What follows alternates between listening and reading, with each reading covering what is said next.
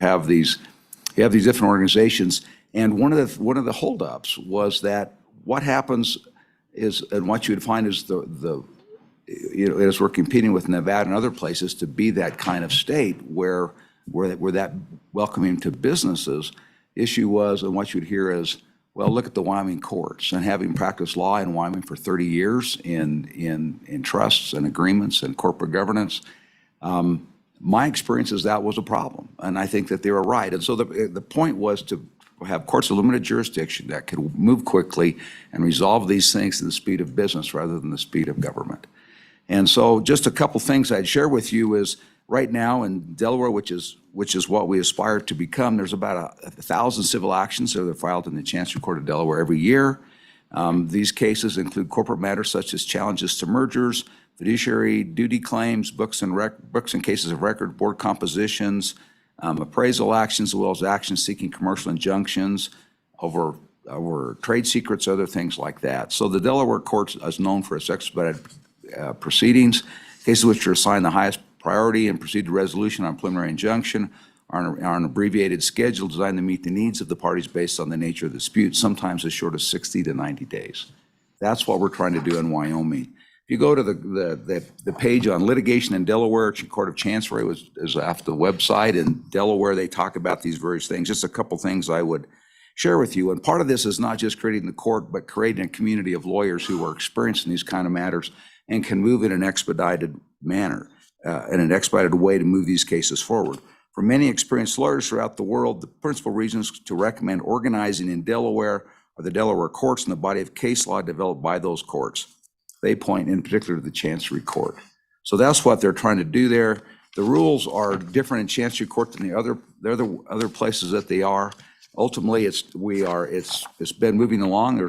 We have several district court judges who have an interest in this, who are now providing those Chancery Courts. I think in the next year, I think there may be a bill this year, but within the next year or two, I think it's probably progressed to a place where it can have its own judge. There's a clerk there now. There's a magistrate who moved these things along to help these cases out. And the first appeal came out of the Chancery Court this year and was decided by the Supreme Court from the Chancery Court just this year. So it's something that's growing. A couple of the things I would just share with you is that most of us were aware last summer of the case where a certain guy who has SpaceX was trying to take over a certain social media platform. So the case which is a public record now, is Twitter versus Musk. And if you remember, that was I can't remember the sales price you'd hear in the news, $44 billion takeover case where Elon Musk was trying to take over Twitter. I pulled up last night the case management order, which is what's referred to in this. That case management order, the complaint was filed on the 28th of July. And the case, which never happened because it was settled before it went there. So the case management order was entered, I think, on the 28th of July. The complaint was filed 28th of July. The case management order came out a month later. Trial was set for October 12th through 17th. So this is what this case is about. We are working in that direction. I think this extension it's not just about moving the courts along. We have to have attorneys who develop a community of attorneys, and that's what makes Delaware unique. It's not just the courts, but attorneys, as they adapt to this and get used to this, then they help move that along too, because these attorneys understand how this court works and they develop expertise in dealing with it and the issues before it. And that's what we're trying to establish here. This is a good step because I think it will help bring more lawyers in because they panic about the short schedule. But at the same time, it allows the judge the ability to do that and move those cases forward. At the end of the day, I just also mentioned that even with having over 1,000 cases a year in Delaware, they do it with 5 judges. They have a chancellor, which is the head judge for the Chancery Court, and they have then 4 vice chancellors. We're looking to have our first judge at some point. So even at the broad end of this spectrum, it doesn't become a large place, but it becomes very, very important. The state of Wyoming.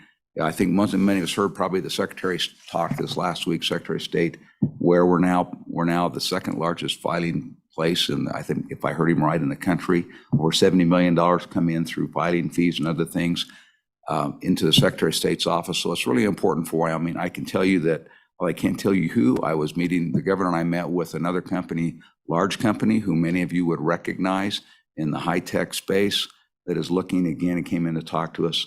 They have headquarters in the United States and elsewhere in the world. They're looking again to domesticate and locate and have their headquarters here in Wyoming. So it's working, it's coming along. It's a vision that's taking a while, but so I would encourage your continued support of the Chancery Court, and I think this is a good step to help continue to build that process in that community. Thank you, Mr. Chairman. Thank you, Chief. Just a quick question. Does Delaware use the filing deadline that we're putting forth in this statute that starts after the scheduling order? Is that the timeline Delaware uses? I do not believe so. I think they just have, over time, they've developed that expertise. I think the other thing that we haven't gotten to yet, which is not in this bill, and you wouldn't address it, but when you appeal out of the Delaware court, you appeal directly to the Delaware Supreme Court. Now, that's also the way it's set up in Wyoming, but the average resolution of an appeal out of the Chancery Court to the Supreme Court is less than 30 days. So again, you're getting there. I think that this is a little bit slower than Delaware, but we don't have that expertise developed yet. And this is an upper limit. This is an aspirational. It's not a mandatory requirement. I can tell you in Delaware that any case that's not resolved within 90 days, the judges have to write. They have to write to the chancellor. The chancellor, they have to write and explain why it's not resolved yet. So even there, they go on. They do extend longer than 90 days because of various reasons. But again, I think this is a step in the right direction that provides more comfort for lawyers to come in and bring their cases in here. I can tell you the other thing that I've done that I did in the later stages of my practice is in my agreements, I started putting exclusive jurisdiction clauses at the Wyoming Chancery Court again, so that you could bring those cases in where you have more technical issues with respect to contracts or trusts, so they could be resolved with someone who would understand those cases, and there'd be expertise to do with them. And you could also have a resolution in a much more timely manner than once you file and you get your trial date. Oftentimes you're waiting more than a year in many courts in the state of Wyoming to get a hearing date. Committee, questions? Representative Harrelson. Thank you, Mr. Chairman. So just a quick question. So we have the filing date and then we have the issuance date. What's about that timetable? What are we actually changing in this? Is this 15 days? Is this 2 months? What's that timetable? Chief. Thank you, Mr. Chairman. Mr. Chairman, I think the timetable is just the intent when that was put in the original legislation was simply to create an aspiration that we have a quick resolution to the case. And it was really, as a matter, I was the one that wrote the legislation. I pulled it out of the air. I recognized that the goal in Delaware was to have these cases resolved in 90 days from filing. But I don't want to give the impression that happens on a consistent basis. It's just that there's pressure and there's motivation to get them done quickly. And so recognizing that this is still new in Wyoming, and I can tell you, I've talked to the bar at the bar convention many times, which was where lawyers go, not where people drink, although sometimes they're not mutually exclusive. That's been some of the concern of lawyers bringing cases to the Chancery Court is it's a paradigm shift for lawyers to have things move this fast. And so I think it's really important that lawyers have a little bit of space and have a little bit of time to work into this and understand it and find out how it can work to their advantage and their client, more particularly their client's advantage. And so I think doing this will help broaden and increase the use of the Chancery Court, which is a good thing, I believe. So in a typical case, how much time are we adding for these lawyers to acclimate to the speed by changing the statute? It depends on the case. I think the sponsor of the bill here would like to weigh in on that, Mr. Chairman. Thank you, Mr. Chairman. And the folks from the courts can offer a suggestion, but I think it's probably in the neighborhood of about 50 days longer than what you would normally experience. Further questions? Representative Jennings. Thank you, Mr. Chairman. So do we have what's the backlog that we're trying to mitigate here? The problem, it looks to me like we're trying to be proactive in this, but do we have a backlog or anything that we're trying to address here? Representative Walters? Thank you, Mr. Chairman. The backlog really comes from the fact that we created the Chancery Court to prevent the backlog for business filings and to address those business filings in a more expedited manner. By extending this date, it just simply allows both sides of the litigation to get their pretrial motions, all their pretrial activities completed, and then proceed towards the accelerated completion of the case. And that's what this bill does, is allow them to have that extra time to get the pretrial activities completed before the expedited completion of the trial itself. Follow up? Thank you, Mr. Chairman. No, actually, what I was asking was how many problems have we had where lawyers have come in and said, boy, I wish I had an extra 20 days? Thank you, Mr. Chairman. I think the courts will speak to that, as they're the ones handling that, and they'll be before you in just a moment. Further questions? All right, thank you for Thank you. coming so early this morning. Judicial branch, do we have some folks here?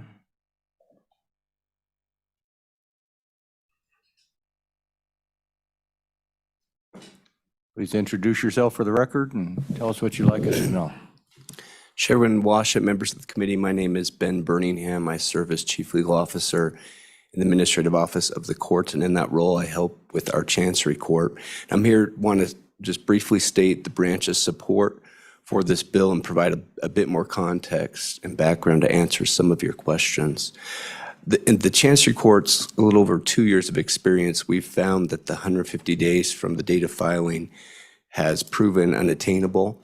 And because it's unattainable, it's become a bit meaningless. And so it's difficult for the judges to enforce statutory timelines that are unattainable. Let me explain why. Before the court can convene all the parties for a scheduling conference to develop an aggressive case management scheduling order, the parties need to finish the pleading stage. And that stage involves plaintiff filing the complaint, serving the defendants, and then the defendants filing answers, counterclaims, or other responses to the complaint. It can take 20 to 30 days for plaintiff to serve defendants, and then defendants may have 20 or 30 days after that to file their answers or other responses to the complaint. So by the time the court convenes the parties for a scheduling conference, often 50 days have elapsed. So this leaves the court with 100 days to schedule a case where the parties complete discovery, brief dispositive motions, designate experts, complete those pretrial activities, hold a trial, and then issue a ruling. And it's not feasible. A more reasonable timeline would be 150 days from the issuance of the scheduling order, because that's the timeline the court can control. That's an attainable timeline, but nonetheless, still aggressive, fairly aggressive. So that's a little bit of context, and with that, I'd be happy to answer any questions you have about this bill. Thank you. Questions? Say none. Thank you. Representative Crago. Thank you, Mr. Chairman. So is the 150 days long enough? I mean, I can tell you, I've talked to, other lawyers, and I'm involved in a few cases and have been over the course of the last couple of years, and we've considered going to the Chancery Court, and the number one reason we don't is this right here. None of us, I mean, if you have experts or if it's complicated at all, you cannot, people's schedules are difficult and you can't get everybody in time. I mean, in the old days, in the federal court, we had a judge around here and every case had to be done in a year, and everybody thought that was fast. And I understand the idea of trying to get it through soon. I'm just questioning whether even 150 is enough or if it should be an extra 30. Just throwing that question out there. Mr. Birmingham. Chairman Washut, Representative Crago, 150 days from the issuance of the scheduling order certainly is aggressive, but the language of the statute says most cases resolved within 150 days. And we found that by entering an aggressive scheduling order with a firm trial date requiring the parties to mediate, most cases settle before those 150-day timelines. So I think we're still in a position to reach that goal of a majority of actions within 150 days. That certainly doesn't mean all actions, but I think we're in a position to resolve most actions.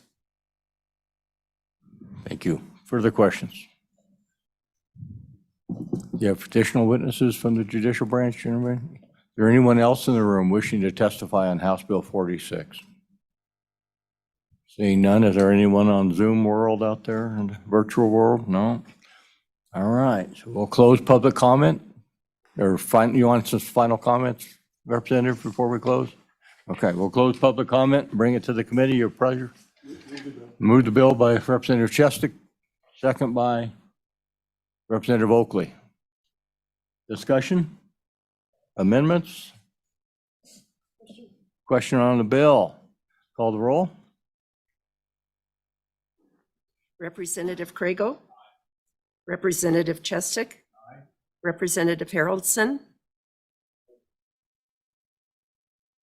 Representative Jennings. Representative Nemec. Representative Oakley. Aye. Representative Provenza. Representative Rodriguez-Williams. Aye. And Chairman Washington. Aye. We have a total of 7 ayes and 2 noes. Thank you. Appreciate you all being here. Thank you.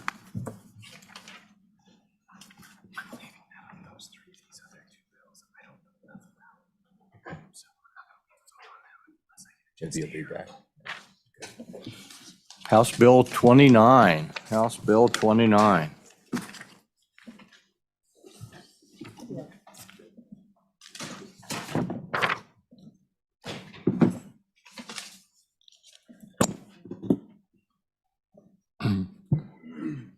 So committee, I think you all remember House Bill 29 is one of the bills we worked over the interim, deals with our cold case database and investigations. We bring it before us this morning for our last final touches to make this bill as good as it possibly can be. Is there, as we look through the bill, this is our opportunity to make sure that we are proud of this legislation when we bring it before the body on the floor. I'm not going to go through the bill page by page since we've all seen it repeatedly over the interim. Page 1, any questions about what we're doing here on page 1? Page 2. Page 3. Page 4. Page 5. And on page 6 is our fiscal note with a $150,000 allocation. Representative. Thank you, Mr. Chairman. So just real quick question. Sorry, is this it says total expenditures per year. This is a one-time $150,000 expenditure, correct? This isn't an ongoing yearly expenditure? Or on biennium? My understanding was it was 150,000 setup, and then there was just some ongoing costs, but it wasn't going to be $150,000 a year. Perhaps a representative from the AG's office might be able to come forward and field that question for us. Good morning. Please state your name for the record. Good morning. My name is Kara Chambers. I'm with the Wyoming Attorney General's office. Per the language of the bill, it's a one-time $150,000 appropriation with some setup dates and language about how the money is to be used and any unexpended funds are to revert. And then there is a note that asks that the agency include this in their standard budget moving forward. And that can be found on the bottom of page 4 and the top of page 5. Thank you. So what we see here is the fiscal year 25, there's 150,000, fiscal year 24, nothing, fiscal year 26, nothing. And so the ongoing costs are expected just to be absorbed within the budget of the agency? Okay. Chairman, yes, I believe that's correct. Does the AG's office have anything you want to add to our discussion this morning? Chairman, if we may, we just wanted to maybe talk about page 2 and maybe suggest the 3-year moving back to the 1 year. We felt that maybe there was some confusion about what that signifies. This does not turn over any investigations to DCI ever. And in fact, we couldn't manage it if they did, because we are understaffed. But what this does is require input into the database so that we can speed up investigations, more likely to find comparisons amongst crimes in other states, and identified missing persons if we have remains and, someone in another state has a missing, all the things that we can do to try to solve cold cases. But my impression at the Douglas meeting was that this was moved because it seemed like they thought we were taking over the investigation, which we're not. We're just trying to get data into the database quicker to expedite, that chance of making a discovery quicker, helping by data, by using other states' fusion centers to say, hey, this is what we found. And so that is page 2, line 11. And then the only other comment was sort of similar, is not putting a limiting date on these. I know that there was some comments about, these super old cases would never be brought to trial, and that's clear. But this is closure for families, and would just respectfully request that. Okay, so a couple things there. There's provision in here that the division could investigate cases that are, or shall investigate cases assigned by the Attorney General. That authority already exists, correct, under existing law? Chairman Wassett, yes, sir. Okay, and then, what's that? Chairman Wassett, if I may, I believe that was in the bill that did not move forward, that specific language, which was That creating a language is unit. not- We deleted that? But the statement that authority already exists is accurate elsewhere. Okay. And then as far as that 1972 date, there's nothing that would preclude an agency if they wished to submit older cases to the database, but it would not put the burden on a local agency to go back and dust off cases any older than that. But if they wished and had them available, they could certainly submit them. Is that your reading of that language? On page 2. Chairman Wassett, sure, I just worry that it might be misinterpreted as a limiting factor, but certainly up to your discretion. Further questions? Thank you very much. Very helpful. Thank you. Is there anyone else wishing to testify on House Bill 29 this morning? Please come forward.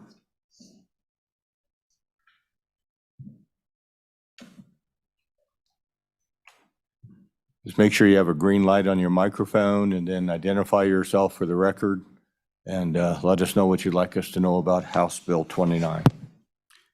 Chairman Wassett, members of the committee, my name is Kit Wentland, Special Counsel for Governor Gordon, Tribal Relations Policy Advisor, and I'll have each of our liaisons introduce themselves. Here we go. Good morning, Chairman Wassett, Honorable Committee. My name is James Sarles. I am the Tribal Liaison to the Eastern Shoshone Tribe out of Governor Mark Gordon's office.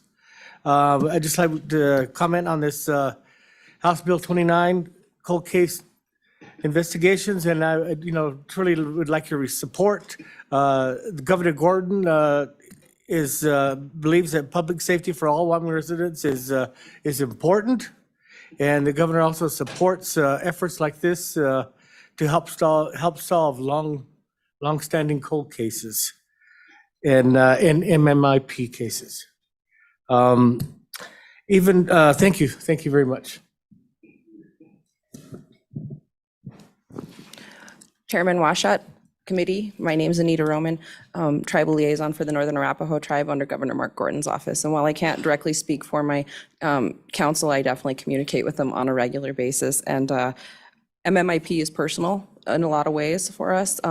I know 7 women in my lifetime that have been murdered, and 2 of them have been brought to justice, and then also 1 male that's also. And so it's some of these things are 20, 30 years old, but it would bring closure to mothers and fathers on the Wind River Indian Reservation. Thank you.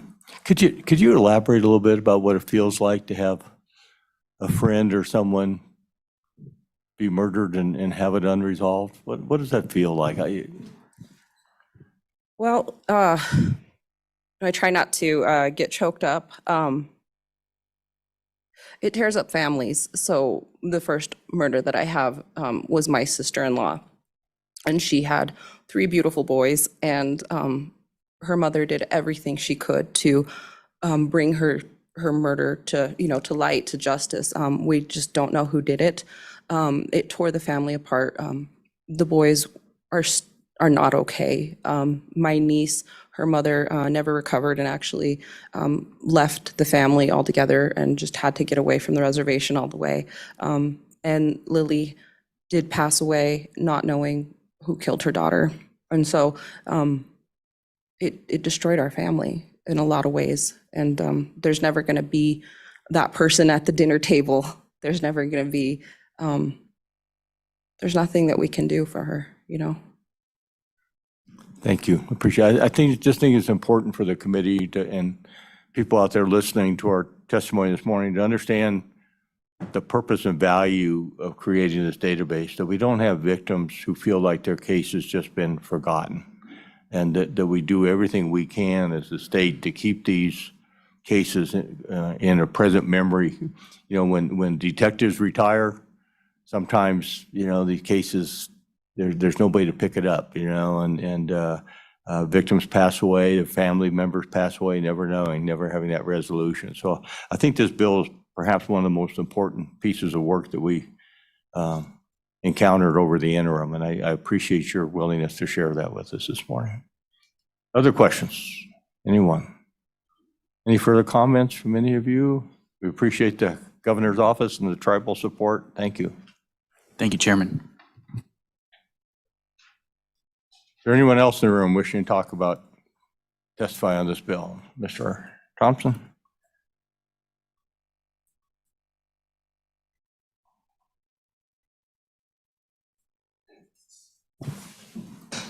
Good morning. State your name for the record. Make sure you have a green light and the others are off, and tell us what you'd like us to hear.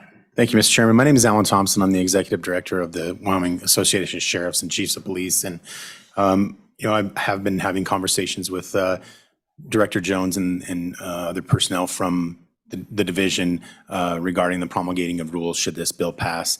And I think we will have a good opportunity to be part of that rulemaking process, because some of the concerns from the agencies across the state is that look back to 1972 and the availability of records. We have to keep in mind that there's no electronic database in most of our agencies across the state that go back prior to 1995, maybe at the earliest. So getting the help from the division to use NIBR's UCR and other databases that might have that stuff to help us rather than hand searching 50 years, 40 years worth of cases. I just wanted the committee to be aware that it could be a struggle for us to get in compliance with this should it pass, but I don't think there's any opposition to the concept of this from our membership.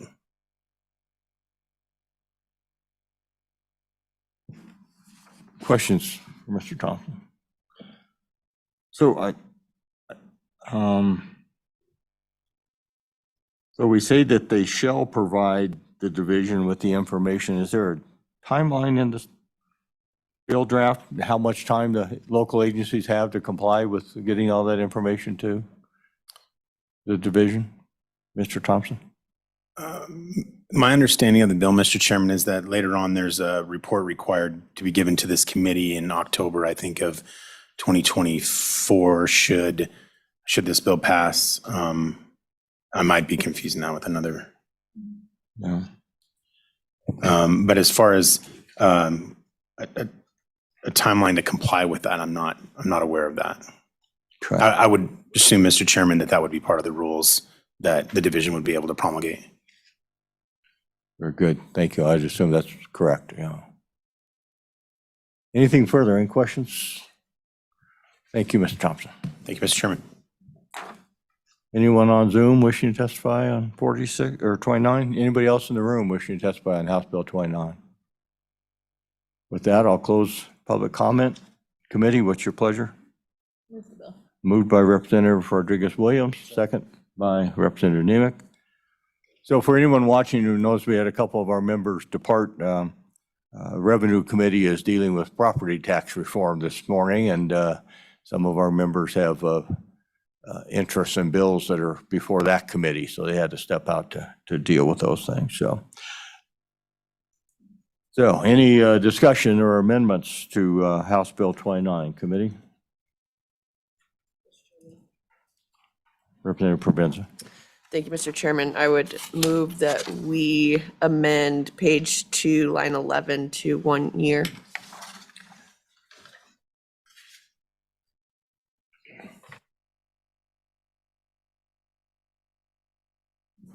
So the motion is to, page 2, line 11, change the standard of 3 years to 1 year for the definition of cold case. Is there a second?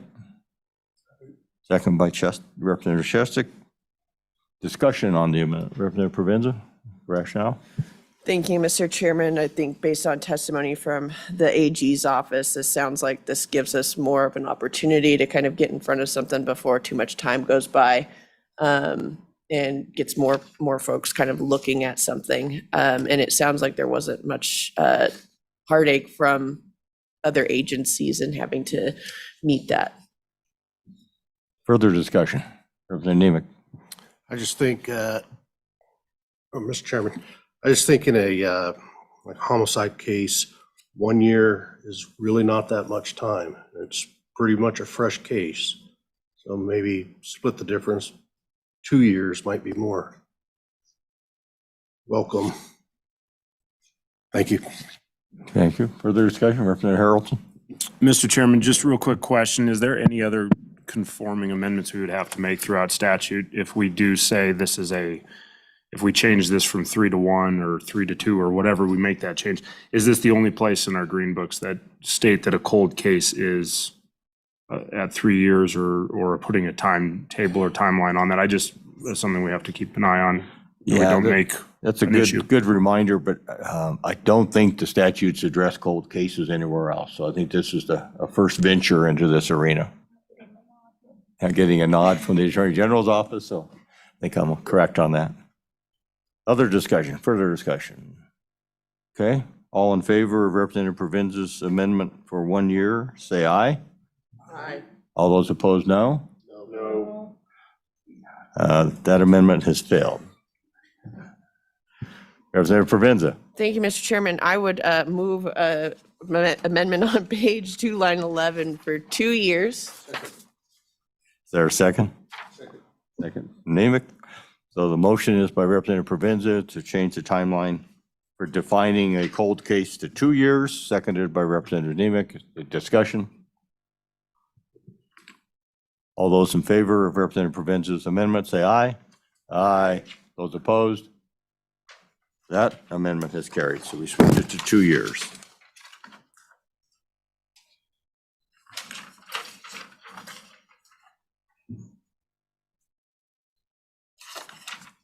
Further amendments, House Bill 29.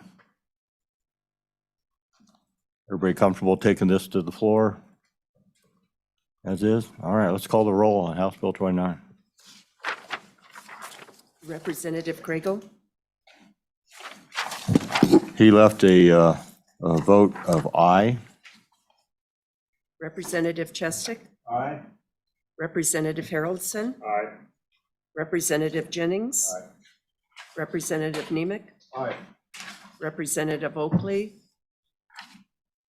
I think she left a vote, but it was unsigned, so I don't think we can count it. Representative Provenza? Aye. Representative Rodriguez Williams? Aye. And Representative Washut. Aye, and we're going to hold the vote open for a moment. We're going to send a Uber runner across the hall. Uber votes. So we'll just pause for a moment here.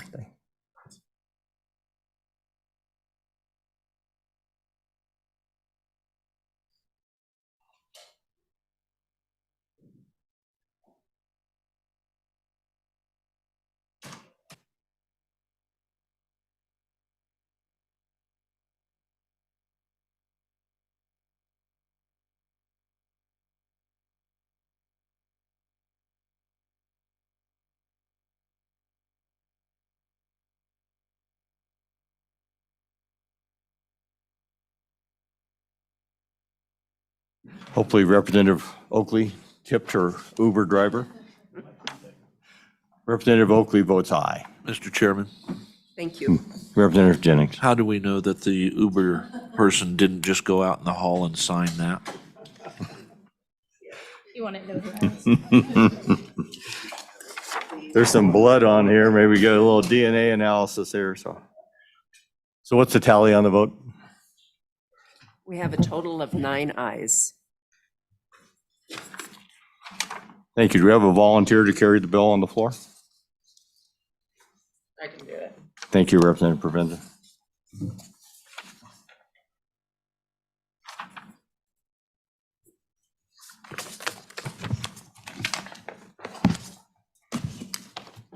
Which takes us now to House Bill 58.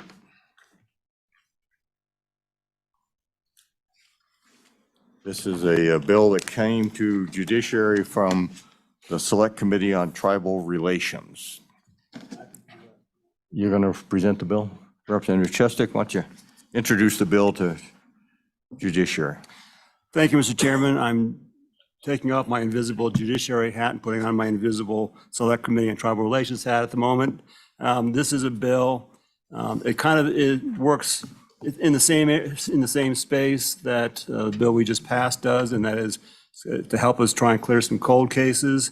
And I see we have representatives from the AG's office and tribal relations members that I'd like to have them explain the details of why this is an important bill. I just want to walk through. It's a one-time appropriation of $150,000 for a 5-year period. It's a pilot project to provide another resource to DCI to try and clear some of these cold cases, and that is to provide funding for genetic genealogy analysis.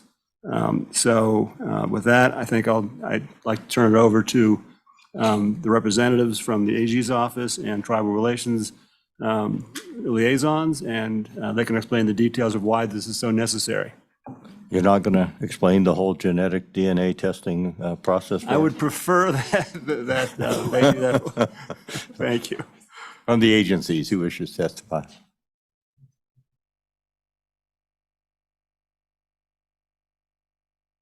Ms. Chambers, welcome back. Good morning, Kara Chambers, Attorney General's Office. Let's be clear, I am also not going to explain all the components of the forensic genetic testing. I had spoke to the lab. Really just here to answer any questions. The agency and the community are very excited by this pilot project. I'm not sure if you were aware, but there was a rather large FBI press conference about a week ago discussing opening up for a 6-month period a call for any cold cases on the reservation and any missing persons reports that might not have been made. And so this is all part of this wellspring of movement in the MMIP world to try to do a better job of looking at some of these cold cases and solving them. Again, took biology in high school and some in college, but but really this is just quite, this is the way of the world. And we've already heard from a lot, like I said, a lot of the public, but also companies who do this. They're watching our state and seeing that we are trying to really get ahead of this and be one of the front runners in this development of solving crimes. Thank you. Was the FBI call for reservation cases, was that a local event or is that a national FBI initiative? Chairman Washit, it was certainly a local one. And I don't know if my counterparts in the governor's office know if it was done on other reservations, but it was definitely the Wind River Agency. Questions? Representative Chestik? Thank you, Mr. Chairman. Which hat are you wearing? Yeah, I'm sorry? Which hat are you wearing? I'm back. I have my judiciary hat back All right, now. go ahead. Could you give us a little bit of detail about the need for this in terms of how many cases there are and why this is such an important issue for the reservation in particular? Sure. Ms. Chambers? Chairman Washit, Representative Chestik. I'm going to laugh because I gave you all my data and forgot to print it out myself, but there is definitely specific to the reservation, there is definitely a disproportionate amount of homicides that occur. About 21%. In our 2021 report, we discovered that 21% of the homicides were of Indigenous people, which is disproportionate to their 3% representation in the population. So we definitely have something going on there. A lot of the cases remain unsolved. Again, we just see a disproportionate amount of victimization within this population. And there's maybe multi-layer causation there, but this is something, why this came out of select tribal, because we're definitely talking about this particular community. But of course, this is a benefit to any case in our state. So let's be clear, this is not limited to the reservation, not by any means. The other thing that was important to note to that point was the study also showed that Indigenous people went missing from 22 of the 23 counties. So again, this is not isolated to the reservation. And again, not isolated to Indigenous victims, this bill. So we see a need, and DCI is very excited. Representative Rodriguez-Williams. Thank you, Mr. Chairman. Ms. Chambers, on page 2, line 11, it states that these grants will be available to law enforcement agencies in the state. Is that going to be on a need-be basis? Or, I mean, we're talking multiple agencies. We've got highway patrol, municipality, counties. So what does that look like to you? Ms. Chambers. Chairman Washit, Representative Rodriguez-Williams. While DCI has not determined the mechanism to pass these out, I believe the thought is that these would be grant awards to agencies who apply. And it would be available to any of them. I will note that Highway Patrol is not a reporting agency, so they would not be eligible, but I'll let our WASCOP representative tell you how many agencies there are in the state. But yes, it would be available to any of them. I believe there would likely be a solicitation that's put out for anyone who wants to try to get money to fund these endeavors within their local agency. And that is sort of, early days, but that's what we've contemplated. So yeah, it's first come, first serve, I guess it would have to be. Thank you. Can you speak to the cost of this type of genealogy work? Does it vary by case? And I'm just wondering how big of a bang do we get for this amount of money? Well, Chairman Washit, you're certainly eligible to add more to the, no, I kid. I am not, I believe Senator Ellis, who really, as Senate Chair of the Select Committee, did some research into this, but you're correct in the assumption, as you know from your background in law enforcement, this could go either way. It really depends on how much forensic evidence is there to be tested. I mean, and what that looks like. That could be anything from, fingerprints to actual mitochondrial DNA sample. I mean, it's really hard to tell. And so, within these 5 years, I guess it'll be very telling if we're out of money after one.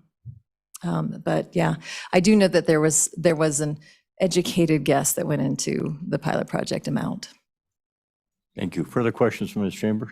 Representative Jennings? Yeah, Mr. Chairman, thank you. So Ms. Chambers, because I don't have a biology major or anything, I guess it's a pilot program from the Committee on Tribal Relations, and it sounds like that is where a disproportionate amount problems, but I don't read anything in here that focuses it to that. And could you explain, maybe what is forensic genetic genealogy? How does that work? Sure. Ms. Chairman Chambers, Washit. hot seat. Yeah, Chairman Washit, Representative Jennings. I'll start with going back to my statement that these people, the Indigenous victims, were found in 22 of the 23 counties, which is why it covers everything and why it's here. I won't go belabor the whole jurisdictional maze that is tribal lands and whatnot, but what forensic genetic genealogy is the ability to take advanced science to extract DNA and come up with a DNA profile. And then you bring in a genealogist, and genealogy is, sort of like ancestry. So what they will able to do is, and this is again, just from watching their presentation, please do not quote me. They will say, all right, our suspect DNA profile appears to be the second cousin thrice removed from this person who submitted their voluntary DNA profile to the open source law enforcement database. And they can do that via ancestry.com, 23andMe, and I think there's a couple other. But again, they have to consent to do that. Let's be very clear. Law enforcement doesn't have blanket access to anyone's genetic testing. So what they do then is they go through vital records, whether it's birth or marriage or any public announcement, and try to tie it back so that they can focus in on a suspect. And then good old fashioned law enforcement work comes into play where they narrowed it down to a suspect, but then they have to make that case. But that's essentially what forensic genetic genealogy. We've already been doing the forensic component quite clearly. It's the genetic genealogy component that is sort of newer and evolved with this whole evolution of these Ancestry.com and 23andMe, and just as science advances ever forward. I don't know if that answered your question. Yeah, thank you, Mr. Chairman. So, yeah, I kind of get that, but why are we not focusing on that happening more on the reservations or stuff, if that's where I mean, it sounds like it's disproportionate, so it seems like we would want to focus harder there than to make this looks like it can go anywhere. Chairman Chambers. Washit, Representative Jennings, because we don't have, the state doesn't have jurisdiction on the reservation. That's federal. Cases that occur on the Wind River Reservation, the primary jurisdiction is with the BIA and the FBI. But again, these cases don't stay on the res. So explain that to me. So this idea, Jen, grows in tribal relations, but it's applicable to the 22 counties that have missing person cases, and none of this money will go to the reservation unless the case was maybe a tribal member who was murdered off the reservation? Is that what we're getting at here? Chairman Wash, I believe you've accurately pinpointed that. I also don't believe there's anything that would, I don't want to say that. I don't know if the FBI could request use of this funds. I don't think they would need it, quite frankly. But it's also, this bill is not limited to Indigenous victims, to be clear. This is any, and we have a plethora of cold cases that could benefit from this pilot project. It merely arose out of tribal relations because of the focus and the work of my office and the MMIP task force to shed a light on the disproportionate number of victims who are Indigenous. Representative Jennings. Yeah, Mr. Chairman, thank you. But if the problem is more disproportionately on the reservations, then it seems like we would want to, I mean, surely a lot of that would focus back to the reservations, and it came from out of that genre, that idea, and so it seems like that we would want to focus that back. There's nothing prohibiting the 22 counties from doing this now, right? Cost, right? Chairman Washington, no, there's nothing prohibiting it now or ever. There's no money to do this. So this was an infusion to try to expand access to these local law enforcement agencies who might have that one case, whether it's, Lander PD or Riverton PD or, Niobrara. Actually, Niobrara was the one county that didn't. That was a bad example. Crook County, for their law enforcement to utilize this pot of money to try to solve these cases. I understand what you're saying about how this came out of that committee, but it came out of that committee because that's the committee that was looking at this. Okay, maybe we get the tribal relations folks Sure. come Thank up you. and take another angle at this.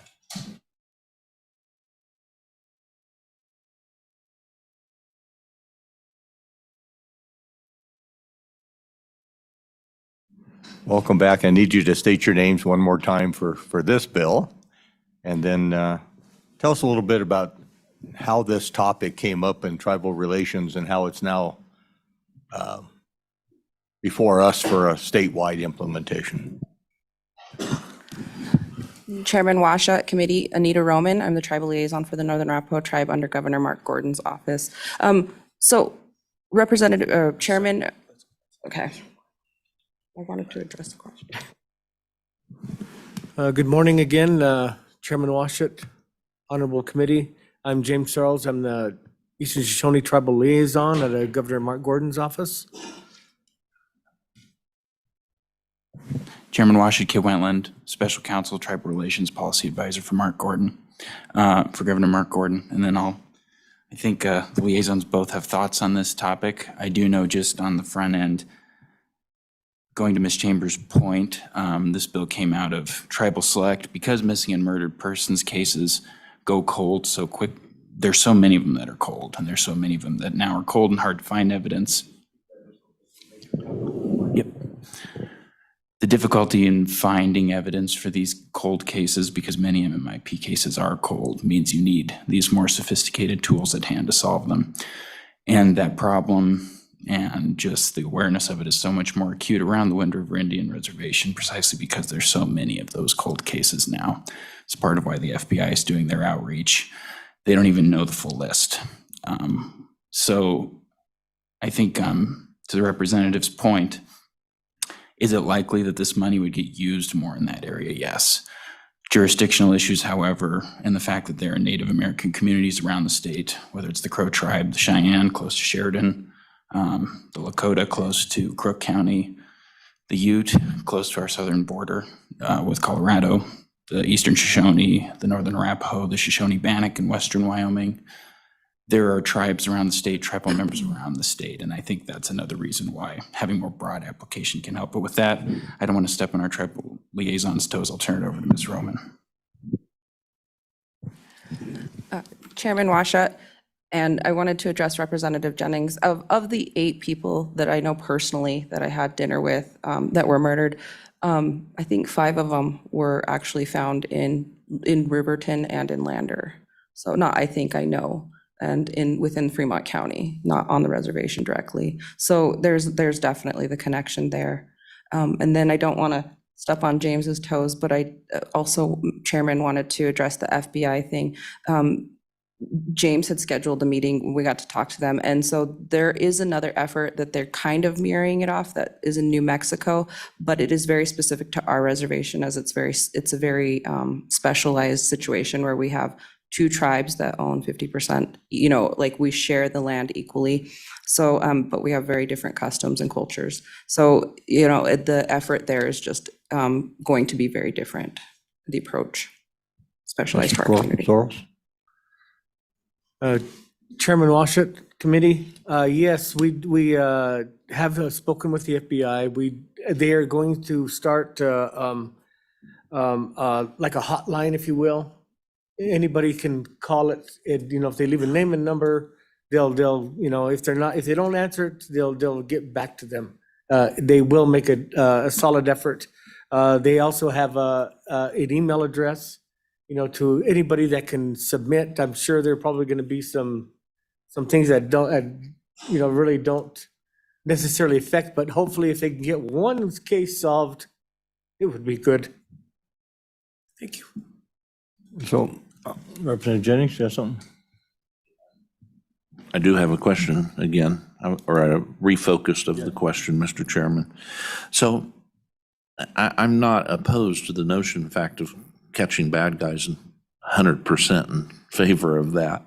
And the money doesn't really, well, let's see, as a conservative, people always think that I'm opposed to that. I'm not really, but it seems like that it almost seems, and I'm not the detective in the House, the law enforcement, but it seems like we would have run this program on the reservation because it's disproportionate.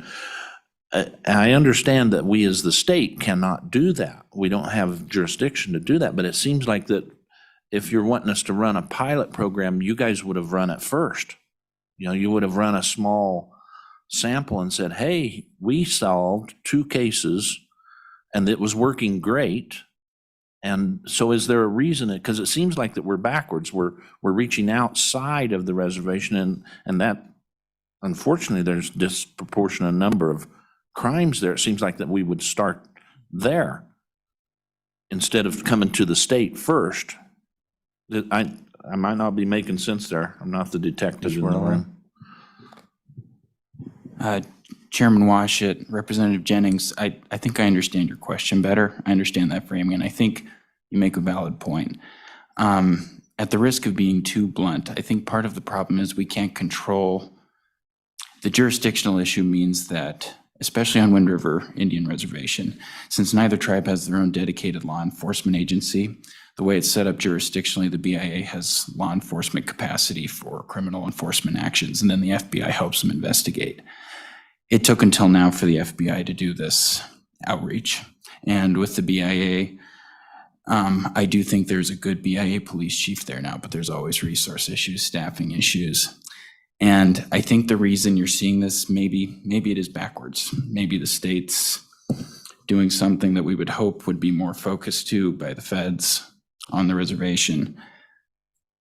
We might wait a long time for that to happen. And so as a pilot program, I think too, with the relatively, hopefully minimal cost, it's a good way to see if this is a relevant thing that the state, whether it be in Riverton or Lander, around the reservation, where there are a lot of tribal members that do live there.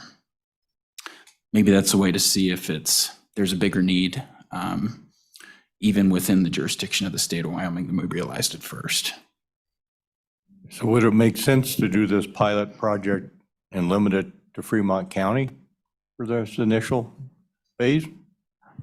Chairman Washit, I think I'd have to defer to Ms. Chambers or DCI or WASCOP representative for that. That gets out of I'm not a law enforcement member, so I'm not sure I would know very well. Further questions for these witnesses? Anybody? Thank you again. Thank you. Mr. Thompson, I think your name was used up here. Your thoughts on the statewide application of this pilot, given its genesis? Mr. Chairman, I don't know that the genesis matters. I think that local law enforcement might have the opportunity to use this funding mechanism to continue a case that they otherwise wouldn't have the means to continue. I think we have several agencies across the state that have the means to conduct these investigations, and then the funds available to dig into these types of investigations with genealogical DNA research, but some don't. And it's my feeling that those medium-sized agencies or agencies that just don't quite have the resources would be more likely to ask DCI to take over this case for those resource purposes, yet still would want to be part of that investigation and have that firsthand knowledge of the investigation. So if anything, I believe this helps those law enforcement agencies have this resource available to partner with the DCI rather than ask DCI to take it over. I think it's a good opportunity for DCI to maybe not have as much of a workload if they can provide these fundings to those local agencies. And I think the numbers would bear out that I think the statistic was 21% of the homicides affect Native American population. And if that's the case going forward, then 21% of these possible usage would be able to, 21% of those possible usage of this fund would be for those purposes if that data holds true in the future. So I do see it as a benefit for both interests here. So if we get some success during this pilot, proving that this genealogical DNA approach is valuable in our state, that momentum carries over to all these cases, not just the tribal cases, but all the homicides. And so the purpose of the pilot, I'm assuming, is to get a track record, see how much we're spending, and say, if we had just a little more money, we could solve even more cases. Is that kind of how you're seeing that? To be clear, Mr. Chairman, I wasn't part of the discussions leading up to this. It happened before I came on board or after I'd, anyway, but to me, that sounds like a great summation. Yes, gives us the opportunity to see what the need is, what the benefit is, and see if we can attain funding past the pilot project. Further questions for Mr. Thompson? Representative Jennings? Thank you, Mr. Chairman. Mr. Thompson, I want to go back to the pilot aspect of it because of focusing it around the reservations. Is there problems? I mean, because I always have this issue of the jurisdictional problem. And I might be speaking out of turn, but they're Wyomingites. It seems like, I mean, do we need an MOU or something that, I mean, because I would think that the tribes would be 100% wanting to come and say, we need help in resolving this disproportionate issue. But if I'm not understanding this correctly, I mean, would we be better served to focus it on the standpoint like Fremont County, or to do a pilot program where it's more focused in and have some kind of understanding from the tribes that, hey, we're going to need this information if you want us to help figure this out, because in my view, they're American, Wyoming people, and we ought to care just as much there as anywhere. But it seems like the pilot might be better focused to, to get better results. Is there any rationale behind that? Mr. Thompson, it seems that the FBI already has financial resources to do this type of work if they choose to, and what we're doing here is piloting it because this previously state agency, local agency didn't have these kinds of resources. But to Representative Jennings' point, the pilot nature of this, Fremont County, your thoughts? Mr. Chairman, there's a lot there. I'm not sure off the top of my head where forensic genealogical DNA services will be most used across the state. It would stand to reason that that based on the data that we're looking at, it would be in and around Fremont County, which then gives them the opportunity to apply for more of the funding from this allocation of $150,000. So I do see it as a, if not a direct, then a law of averages benefit for the entities that would have the most issue with it. And then back to the statement, we on the local level in Wyoming don't have any power or authority over tribal law enforcement. We can't demand, we can't require, we can't, but if there's a way that local law enforcement has a nexus to any of these cases, I could see opportunities for us to use this process in maybe a police department or a sheriff's office or DCI. A lot of times we'll find the body of a decedent somewhere other than where they were killed. Yet that's the only crime scene we have, is where the body was found. We may never find out where where the actual crime scene was. And then we can still use these resources here to identify a victim, identify a suspect, and whatever we can to proceed with the case. And at whatever point that becomes a jurisdictional issue where we determine that we wouldn't have jurisdiction in that case, then we turn all that information over to the appropriate authorities for prosecution or further investigation. Okay, further questions, Mr. Thompson? Thank you very much.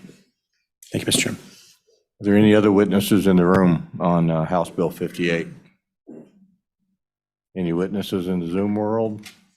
No witnesses on Zoom? With that, I'll close public comment. Committee, what's your pleasure? Moved by Representative Shestak, second by Representative Provenza. Amendments, discussion. Representative Shestak. Thank you, Mr. Chairman.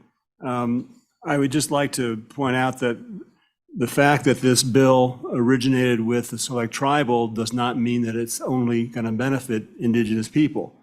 We have testimony that there's that missing persons and murders are disproportionately of Indigenous persons, but disproportionate is less than all.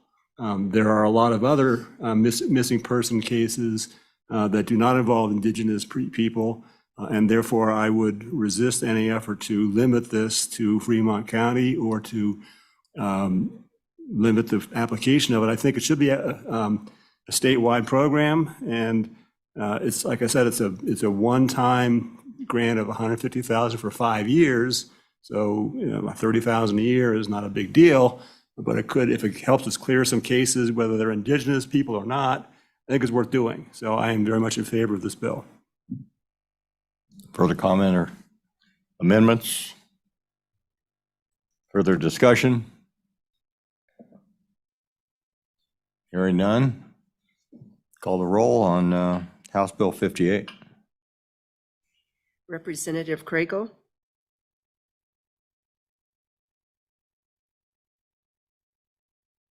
Craigo is an aye on House Bill 58. Representative Chestak. Aye. Representative Harrelson. No. Representative Jennings. Representative Nemec, Aye. Representative Oakley, Representative Oakley, absentee vote of aye on House Bill 58. Representative Provenza, Representative Rodriguez Williams, Aye. and Chairman Washit. Aye. We have a total of 8 ayes and 1 no. Mr. Chairman, would you mind me making a comment? Please. Thank you, Mr. Chairman. I just want to explain real quick, the no vote, and isn't at all that this isn't an issue. We need to address this. I'll be completely honest with you, it's just, it almost felt like we didn't quite know what we were doing here. And how is this going to apply, what we're really doing with this, and kind of like how many cases could we actually apply this to? And so that was just kind of my frustration. It's like, and I need to say this, I'm so sorry for what you guys are having to deal with a federal government that's not doing their job. That's wrong. That's absolutely wrong. You guys are sitting in a place where you're handcuffed, and that should never have happened. And that's a disservice to your people. And I apologize that ever even happened. And I wish that we could fix that in this room. We can't. But know that we will fight at all costs to help you guys in that. So I just wanted to say that. It isn't that we need to get these cases closed. Absolutely. We want to help you and your family. It frustrates me that we kind of don't really know what that answer is and have our handcuffs on in that. So. And perhaps the value here is that some of these indigenous cases that happen off the reservation, this gives us a new tool within Wyoming law enforcement agencies to maybe solve some of those and do our part. And so Representative Chestik, I don't care which hat you wear, but would you carry this on the floor? I will carry it. Thank you much. So we have an 8-1 vote. House Bill 58 has passed and go to committee of the whole. Takes us to House Bill 90.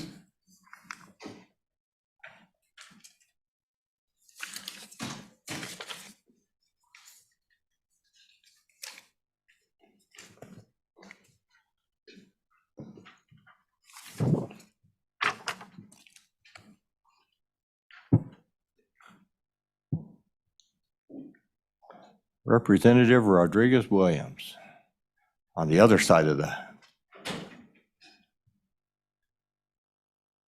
Please state your name for the record and tell us what you want us to know about House Bill 90. Thank you, Mr. Chairman and esteemed members of the Judiciary Committee. Rachel Rodriguez Williams with House District 50. And this morning I bring to you House Bill 90 titled Newborn Child Safe Havens, Age of Child, for your favorable consideration. Would you like me to proceed? Thank you.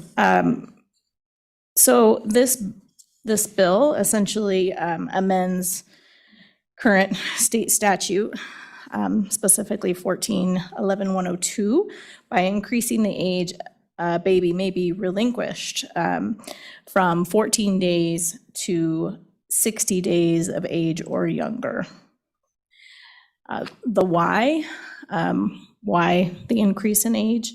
I believe that with the prevalence of substance abuse and mental health problems within the state of Wyoming, including postpartum depression, an increase in our safe haven law would help prevent and save babies from unsafe abandonment.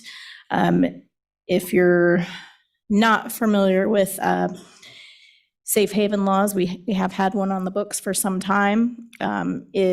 It states that parents who do not harm their infant will not be prosecuted for abandonment if they hand their newborn to a responsible adult at a safe haven location. And definitely gives a desperate parent that's in a crisis situation a responsible alternative. And I'll stand for any questions. Questions for Representative? Representative Provenza. Thank you, Mr. Chairman. Representative, can you tell me how often, I'm curious, like the use of the current safe haven and the number of cases that might be prosecuted because they fit out of that 14-day window currently? Representative Rodriguez Williams. Thank you, Mr. Chairman. Representative Provenza, I don't have that data. Unfortunately, the only thing that we can rely on is is the media that covers some of those cases. Department of Family Services would be the agency that would be notified. And of course, the safe haven providers themselves when a baby is relinquished.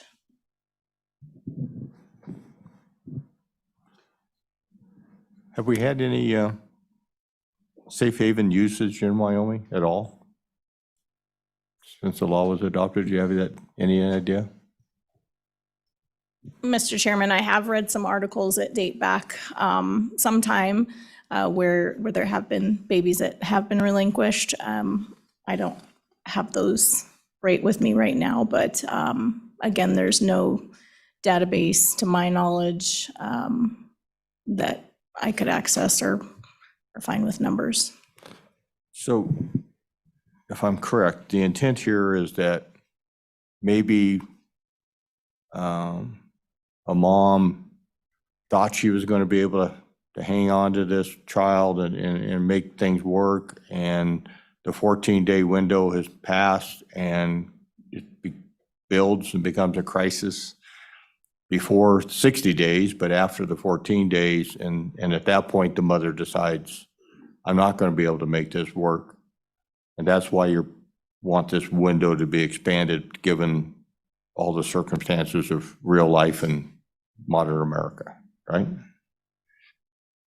Mr. Chairman, yes, that's correct. 14 days is essentially, a 2-week-old infant. There's a lot of things that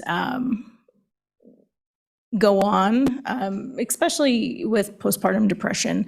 I think 60 days, honestly, I would stretch it out further if needed. That's a 2-month-old baby. I think that the option of adoption always stands. It's always an option to, well, with the safe haven law in place, not only to relinquish your baby within a certain time frame, but placing your baby for an adoption plan is always an option too, after that time frame as well. Any state agencies in the room Mr. Chairman. wishing to testify on House Bill 90? Mr. Chairman. Oh, Representative Jennings. Yeah, thank you, Mr. Chairman. So if I'm hearing you right, because I wondered why you picked 2 months. I mean, the mother comes home and really has only had 1 or 2 months to even see if they become postpartum or issues like that. I don't understand why we don't go 4 months or 6 months. Would you be favorable to an amendment that way? Representative Rodriguez-Williams. Thank you, Mr. Chairman. Representative Washut, I would be open to expanding the date. Most states around the nation are anywhere from 30 to 60 days. That's kind of the average. However, it's been my, just based on my personal experience in working with women that are pregnant and have given birth, especially when it comes to women with co-occurring disorders, substance abuse, and mental health issues. Sometimes after they give birth, they relapse and they find themselves in a situation where they can't care for baby. And so this is, again, just another mechanism to protect and to save newborns from unsafe abandonment. Are the baby box facilities, if we have any in Wyoming, are they large enough for 6-month-old babies?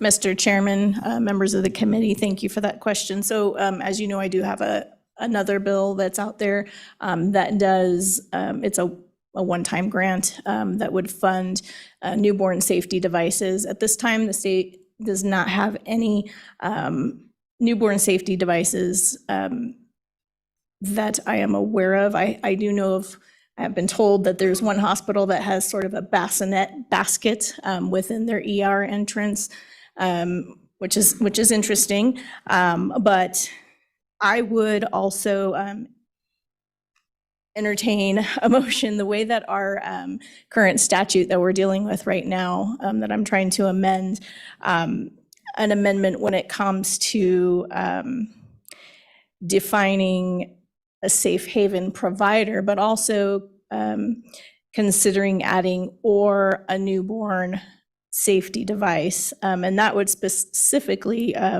fall under 1411-103.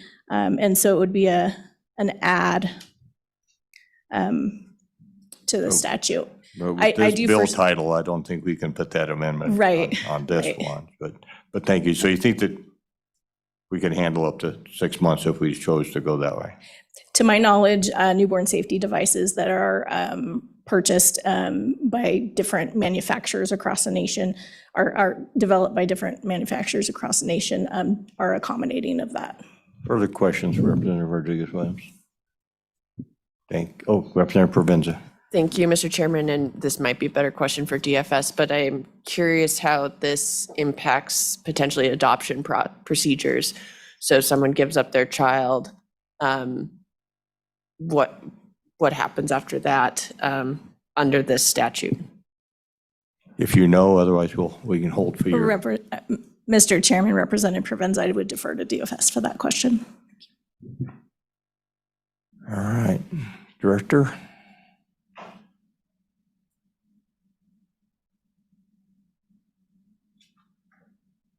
Welcome to Judiciary. Thank you, Mr. Chairman. Corin Schmidt, Director of the Department of Family Services. Good morning. And I apologize for missing a lot of the testimony. It's been a busy day. So I'm here to basically answer questions, as I know that this is kind of a unique topic in regard to how this will work and what our policies may be. So I think the first question is how would an extension in the timeframe affect the adoption? And the response to that, Representative Provenza, is basically it would just extend the time for adoption. So we have to wait, and I was going to quickly look, I think 30 days before we can file a petition. So parents have a time frame by which they can come back. And if parents come back within that time frame, then we would honor that. So it just moves the timeline for adoption out that much further. Whether if it's 6 months, then we would be looking at 2 months after a child is left in a safe haven. And I believe, if I may, Mr. Chairman, some of the other questions around the providers and who it is that can accept infants, and the size of maybe the I don't know, I mean, bassinet's probably the best word, but the devices that I think have been proposed to be installed in these providers. First of all, the providers are pretty limited to the number of people who can receive a safe haven. It requires 24-hour care. So while fire departments are one of the providers, they also have to be available for 24-hour care. So for example, in Thermopolis with a volunteer fire department, that particular fire department would not be a safe haven provider. Most typically, what we find is hospitals are the primary place where a child would be left. In our experience, we've only had about 5 in the last 10 years or so of safe haven babies, so not a high number.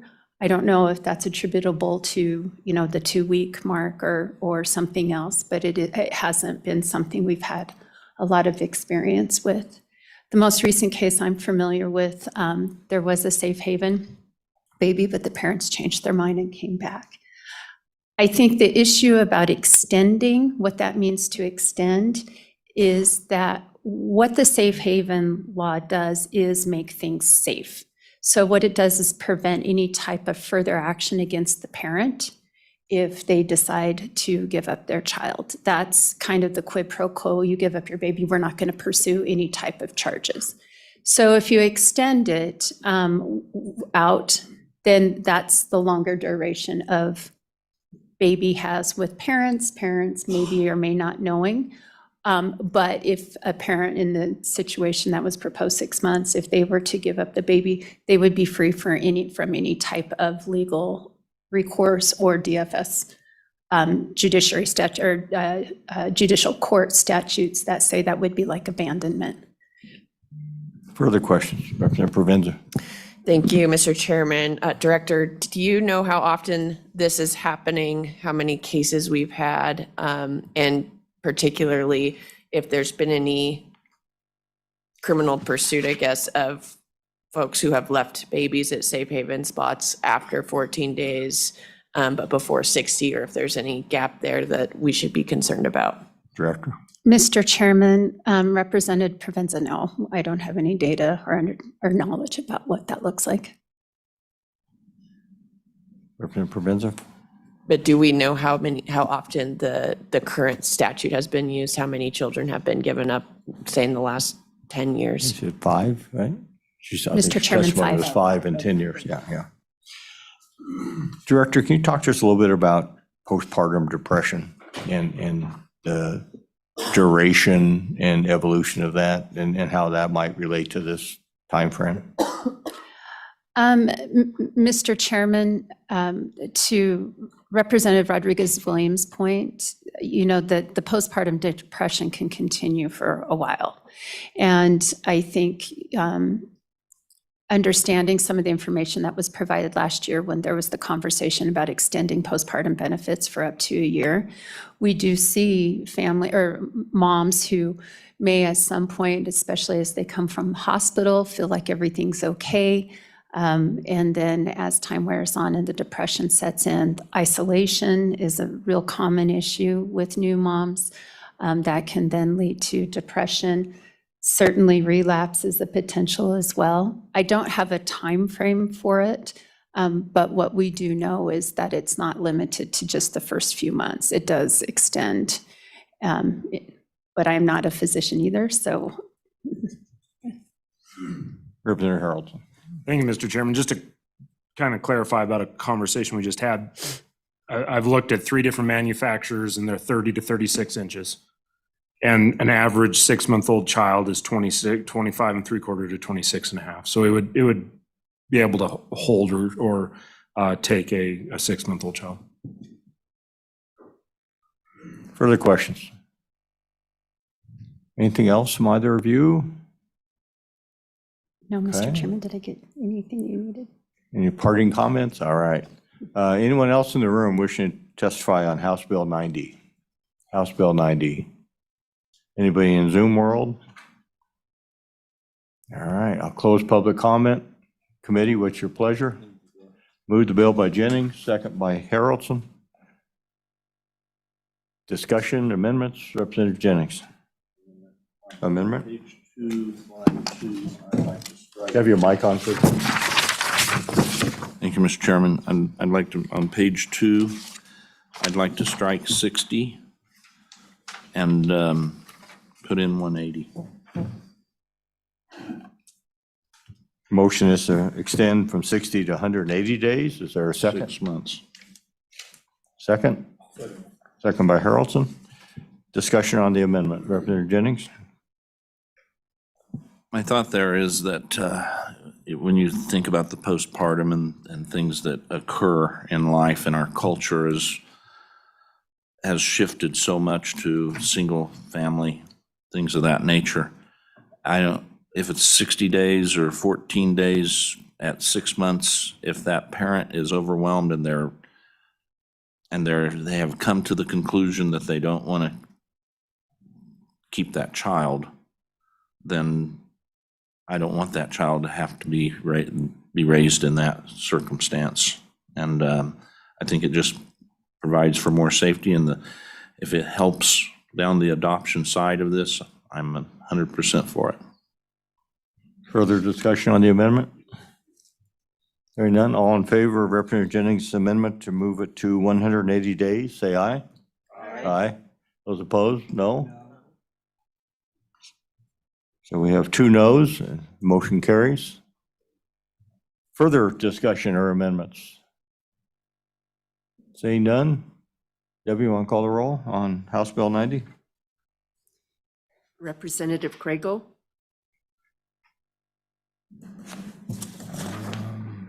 He did not leave a vote on this bill. Representative Chestick? Representative Haroldson? Aye. Representative Jennings? Representative Nemec? Aye. Representative Oakley? She did not leave a vote on this bill. Representative Provenza? No. Representative Rodriguez Williams? Aye. And Chairman Washut. Aye. We have a total of 6 ayes, 1 no, and 2 excused. With that, House Bill 90 has passed, and Representative Rodriguez Williams will be yours on the floor.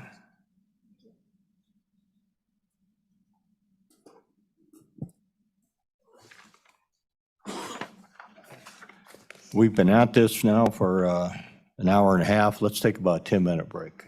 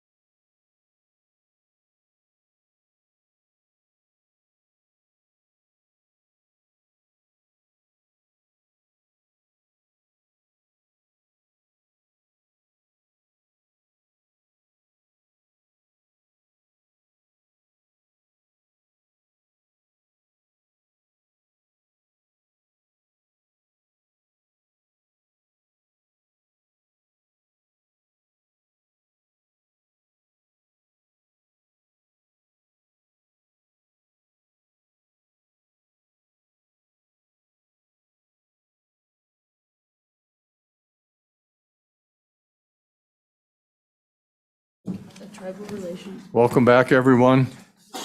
We'll resume our discussion this morning in House Judiciary with House Bill 36. House Bill 36, we have a couple representatives going to present this bill to us.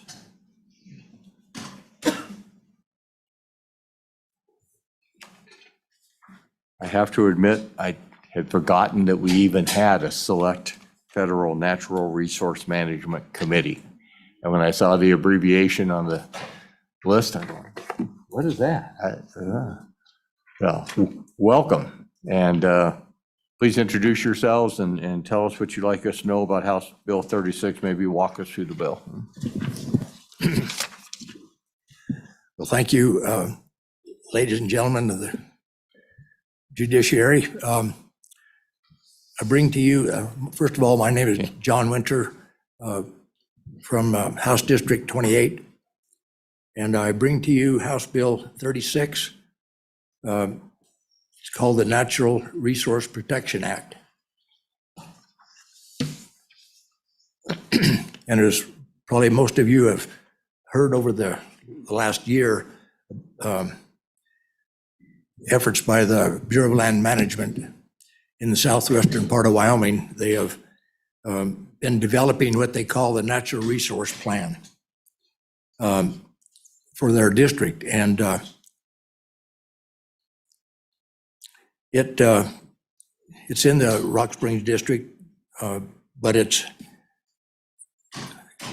going to, if this thing passes, it's going to affect the whole state of Wyoming. So I'll just explain a little bit about, a little more about what this thing actually does. The legislature has stated that and brought this bill forward because the federal government shall comply with federal law when administering federal lands. And the federal government arbitrarily restricting significant amounts of federal lands from public use is contrary to managing federal land under principles of multiple use and sustained yield.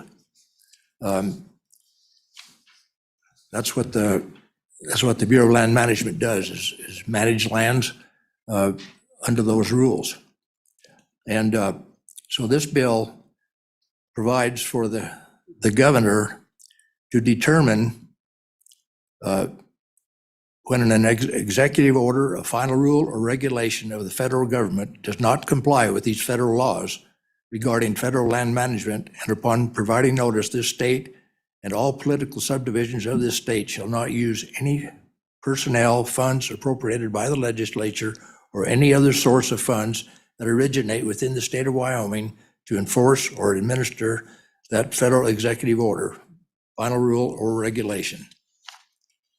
And that's about the extent of the bill. I'd stand for questions. Thank you. Representative Heiner, do you have anything to add? Thank you, Mr. Chairman. Representative Scott Heiner from House District 18.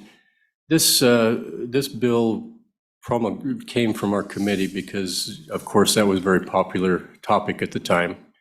The county of Sweetwater turned in over 1,700 pages specifically dealing with where the BLM was violating rules and regulations that are already in place. So this bill reinforces our stance that we want to follow the law, and it also gives our support to our chief executive officer, that we will stand behind him in these type of issues, that we believe that everyone should follow the rules of law. So that's why we felt it was important to make a statement through this Environmental Protection Act.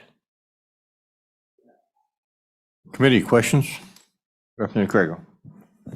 Thank you, Mr. Chairman. So for either one of you, and just for the benefit maybe of the public, could you give an example of what kind of activities we would be prohibiting by passing this law? Representative Winters. Activities that would be prohibited, you say, by passing this law? It's going to,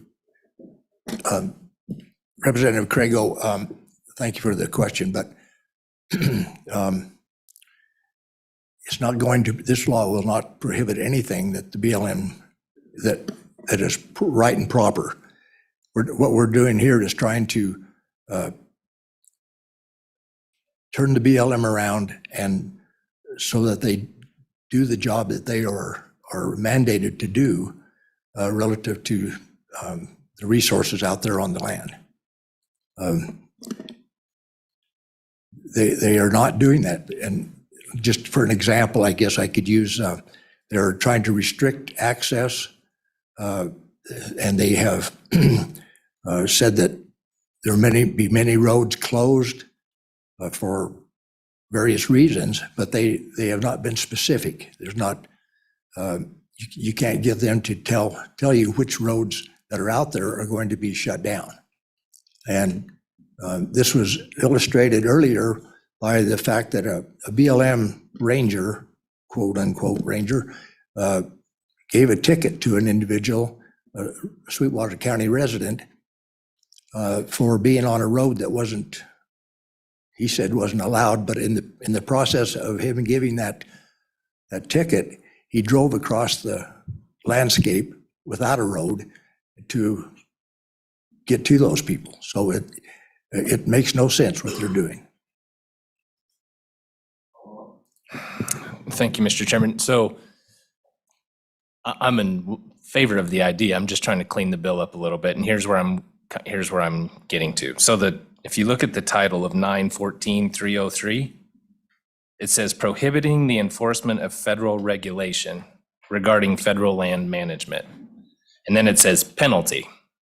And my point is in the language below that, neither of those are contained in there. I mean, all we're saying is we're not going to spend money to assist the feds to do what they can't do. And so am I missing something? Because the title, in my opinion, the title, which I understand doesn't necessarily mean anything, but it doesn't match what we're actually trying to do in the bill. And I don't see a penalty. And I'm wondering if there was one at one point and it got taken out, or maybe you could help me with that. Not to my, Representative Renner. Representative Craigo, not to my knowledge has anything been taken out through the process. I presented this in the House earlier, and it got introduced, but there weren't many questions asked about it. And I'm sorry, I can't answer your question. Mr. Chairman? Representative Heiner. Thank you, Representative Craigo. We are in front of the committee to get some help to make this bill stronger and more pertinent for what we're trying to do. If you have some ideas and suggestions, we're open to those. We have some individuals and some community leaders that want the strength to be able to stand up. The Sweetwater County Sheriff has publicly said that he will not enforce some of these rules that he doesn't believe are constitutional or within the laws that he has to obey. So if we can stand behind him in that and give him some strength through this statute, through some suggestions this committee may have, we're all for that. Let's work together and make this better. Thank you. That's what we try to do on this committee, make bills better and further questions. Okay. Are there any final comments from the other of you? Mr. Chairman, thank you very much. Just to go back to what Representative Winter said, during this last hunting season, there were 2 individuals that were hunting on roads that they've used for decades, and that they got ticketed. These roads were not, there was no signage preventing them from telling them not to use those roads. There was nothing, but enforcement officer gave them a ticket. We brought this up to the director of the BLM, state director, and they said that they would take care of it. That was probably an error. But that just raises our awareness that this could happen. You know, there's one thing about going around a sign that says the road is closed and being on somewhere where you shouldn't be. But there's another about going on a road that you've been on for decades with no signs saying you can't and getting a ticket. So that's kind of what this is trying to prevent, is go through the proper procedures of law so that we can know what we need to do rather than just spring things on us without backup. So thank you, Mr. Chairman. Representative Winter. Yes, thank you, Mr. Chairman. I just want to add that this natural resource plan that the BLM has contrived is designed to stop most of the oil and gas activity out there, coal mining, trona, all of this, and it just makes no sense whatsoever. And that's just, the minerals are a big thing to Wyoming, and we need to take care of that, and the BLM is not doing what they're mandated to do. We have some time this morning as we work the bill. I'd encourage you both to stay around, and if we don't get to where we want, we can carry this bill over and continue to work on some amendments and then finish it up on Monday perhaps. So, anyone else in the room wishing to testify on House Bill 36?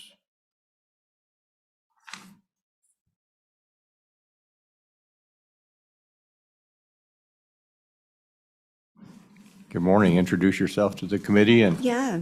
Good morning. Shannon Anderson on behalf of Powder River Basin Resource Council. It's my pleasure. I don't often get to appear before this committee, so I appreciate the opportunity this morning. Our organization is concerned that this bill actually puts the governor and the attorney general in an awkward position of deciding whether federal law violates federal law. That is the role of the federal court system. It's not the role of the governor and the attorney general. So we're concerned that this bill, again, just puts the governor and the attorney general in a very awkward position.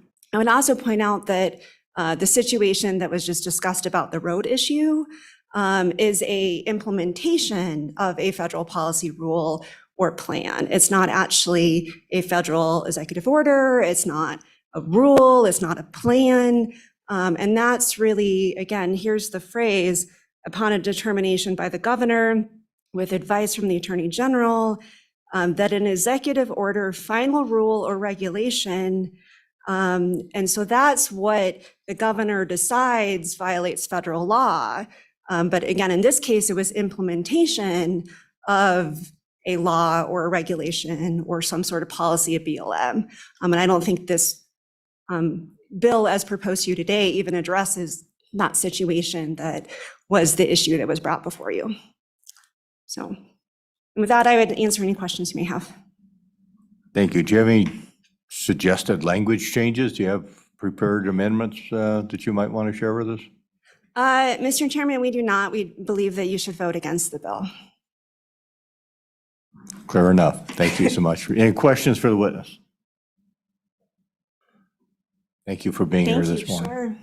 Any other witnesses in the room on House Bill 36? Anybody on Zoom land for House Bill 36? Okay. I do find it a bit interesting that neither the Attorney General nor the Governor's office had anyone here this morning, but committee, what's your preference? Move the bill by Jennings, second by Harrelson. Amendments, discussion, Representative Craigle. Thank you, Mr. Chairman. I just wanted to at least amend the title language on page 3, lines 5 and 6. I don't mind the rest of the language. I just want to make sure what the title says is what we're actually doing. And so I would propose an amendment that on line 5, after the word "the," so prohibiting the use of state resources for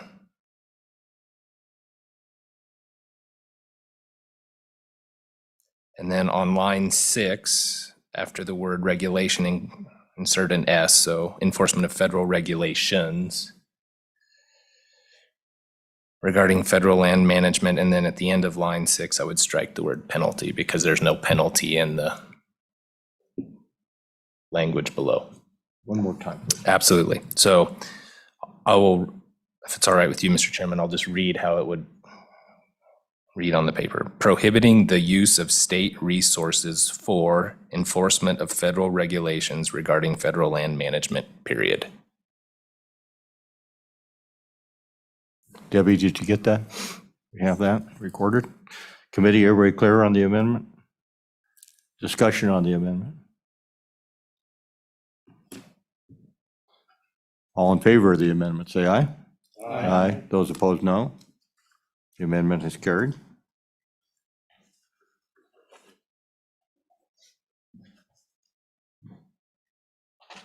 Debbie, just for the record, would you read back what you have recorded? Make sure that you and Representative Craig are on the same page.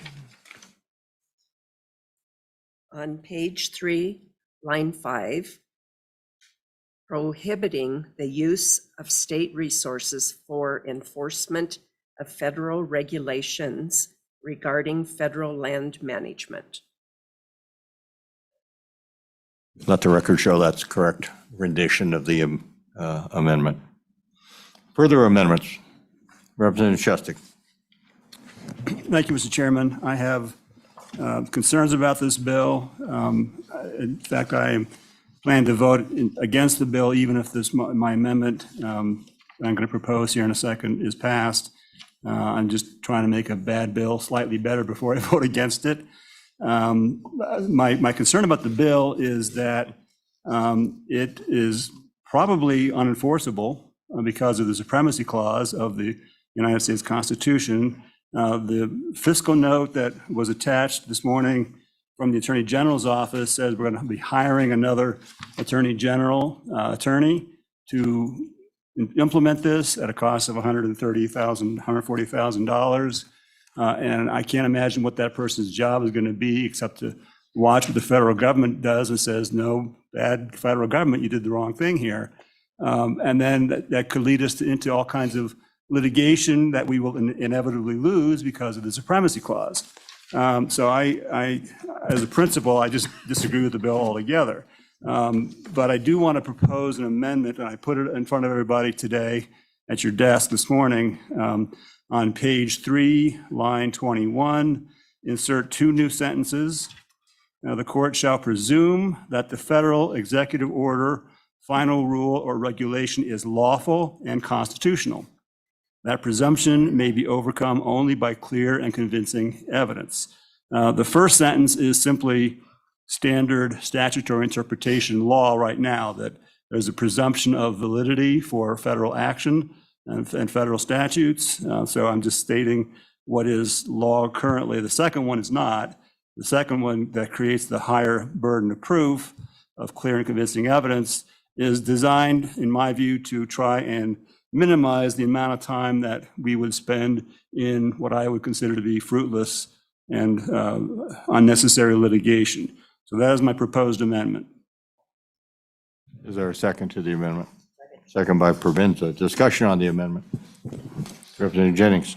Yeah, Mr. Chairman, I'd be opposed to this amendment. The trying to bring up the bar there of clear and convincing evidence brings it up much higher. And it just seems to me that the federal government still has pretty deep pockets. So they're going to be able to protect themselves without this amendment. And I just urge a no vote. Representative Crago. Thank you, Mr. Chairman. So I would suggest that the amendment's probably fruitless anyways, because any action brought pursuant to this particular bill, should it pass, is going to end up in federal court. And we can't dictate what their presumption level is anyways. And so, and it's going to be a pretty high bar in federal court anyways. So I just would say it's not necessary. And I'd urge you to vote against it for that reason. Further discussion on the amendment? Question being called on the amendment. All in favor of Representative Shustak's proposed amendment, say aye. Aye. Those opposed, no? No. That amendment has failed. Further amendments? Well, before we go to question, I want to offer a few comments. I think these approaches of state nullification, where a state exerts its 10th Amendment sovereignty by denying state and local resources to the federal government to further their initiatives are permissible. The state runs our resources. So we may not be able to stop the federal government from enforcing its own rules and regulations, but it is within the purview of the state to deny state resources to further those objectives. And we see these nullification efforts in various ways in various places. Some have proved more effective than others, but I do think it is within the right of a state to deny access to its own resources to enforce a federal regulation that the state deems to be contrary to its own interests. Part of how you have federalism. I don't have additional amendments to offer this morning, but we may need some on the floor to make this bill a little tighter. But let's take a vote on House Bill 36. Representative Kriegel? Aye. Representative Chestick? No. Representative Haroldson? Aye. Representative Jennings? Aye. Representative Nemec? Aye. Representative Oakley? She did not leave a vote on this bill, I don't think. Did she? Oh, she did. And that's even her signature. House Bill 36, she voted aye. Representative Provenza? Representative Rodriguez Williams? Aye. And Chairman Washit. Aye. We have a total of 7 ayes and 2 noes. So the bill is passed House Judiciary. You'll carry it on the floor, one of you, I'm assuming. And yeah, if you have interest in working with anyone on the committee towards amendments, we can certainly do that.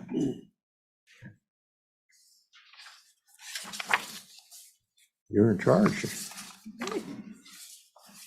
And there is a re-referral on that one, I have to remember.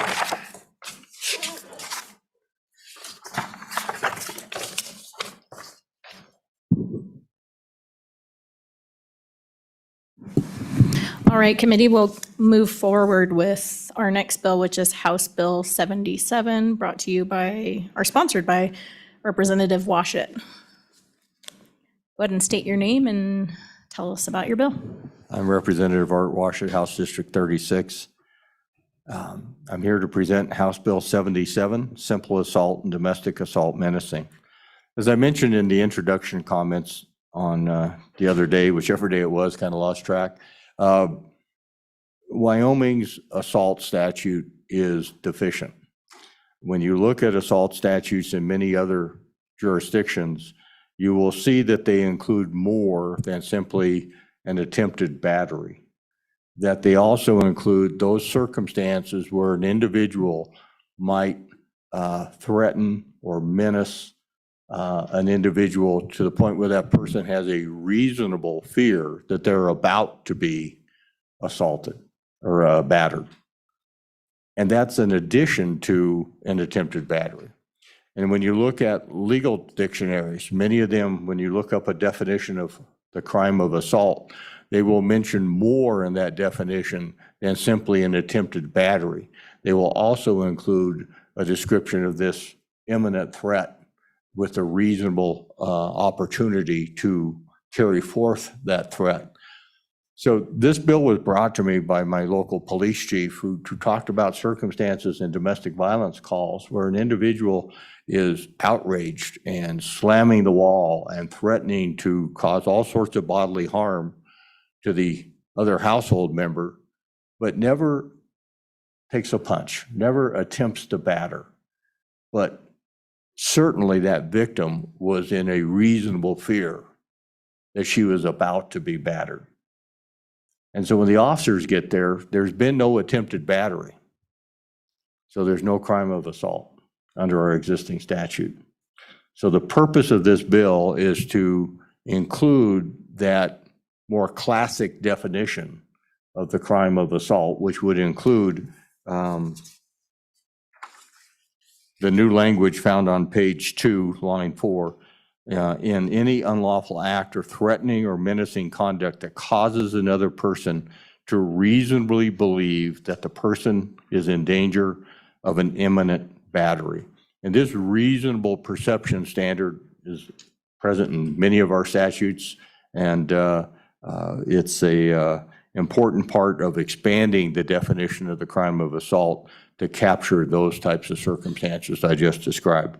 And then under 62510 on the bottom of page 2, we have conforming amendments inside our domestic violence statutes. And with that, members of the committee, I'll stand for questions. Thank you, Mr. Chairman. Any questions from the committee? Representative Jennings. Thank you, Madam Chair Lady. Representative Washit, so you know that I'm a hard sell on thought police. And so you're gonna have to sell me a little closer on 3 words. Threatening seems to me like that's very difficult, because what's threatening to one person is not threatening to another person. Menacing, do you have a definition to that, or do we have a legal definition to that in statute? And the third one is reasonably, because what's reasonable to one person is not necessarily reasonable to the next person. And so does this put law enforcement in a position to have to make a determination of, in court, what might be considered reasonable? Chairman Washit. Thank you, Madam Chairman. This language comes from another state that has had this statute successfully on their criminal statutes for decades. They've had no issues with the enforcement with this language. So when we don't spell out a specific meaning within this statute, then the commonly understood meaning of the words are what the court is going to apply. And so what does it mean to be threatening? What does it mean to be menacing? The court will use the common understanding of those words in looking at the facts in any particular case and make a judgment on whether or not a reasonable person in the victim's position would have felt that they were about to be battered based upon that threatening and menacing conduct. Courts do this all the time. We ask the courts to look at these things. You look at the Fourth Amendment, for example. There shall be no unreasonable searches and seizures. And nowhere in the Constitution is it defined as to what is or what is not a reasonable search and seizure. And so the courts apply that language from our founding document that our founders gave us, and they say the courts can figure out what's reasonable and what's not reasonable. And so if someone says boo, and I say, oh, I'm threatened, the court's going to say, of course, that's unreasonable, right? No reasonable person would feel threatened by the word boo alone, right? So the court's going to look at the totality of the circumstances, the facts that are taking place in that event, and the court is quite capable of determining whether or not there was threatening, whether or not there was menacing, and whether or not there was a reasonable fear of being battered.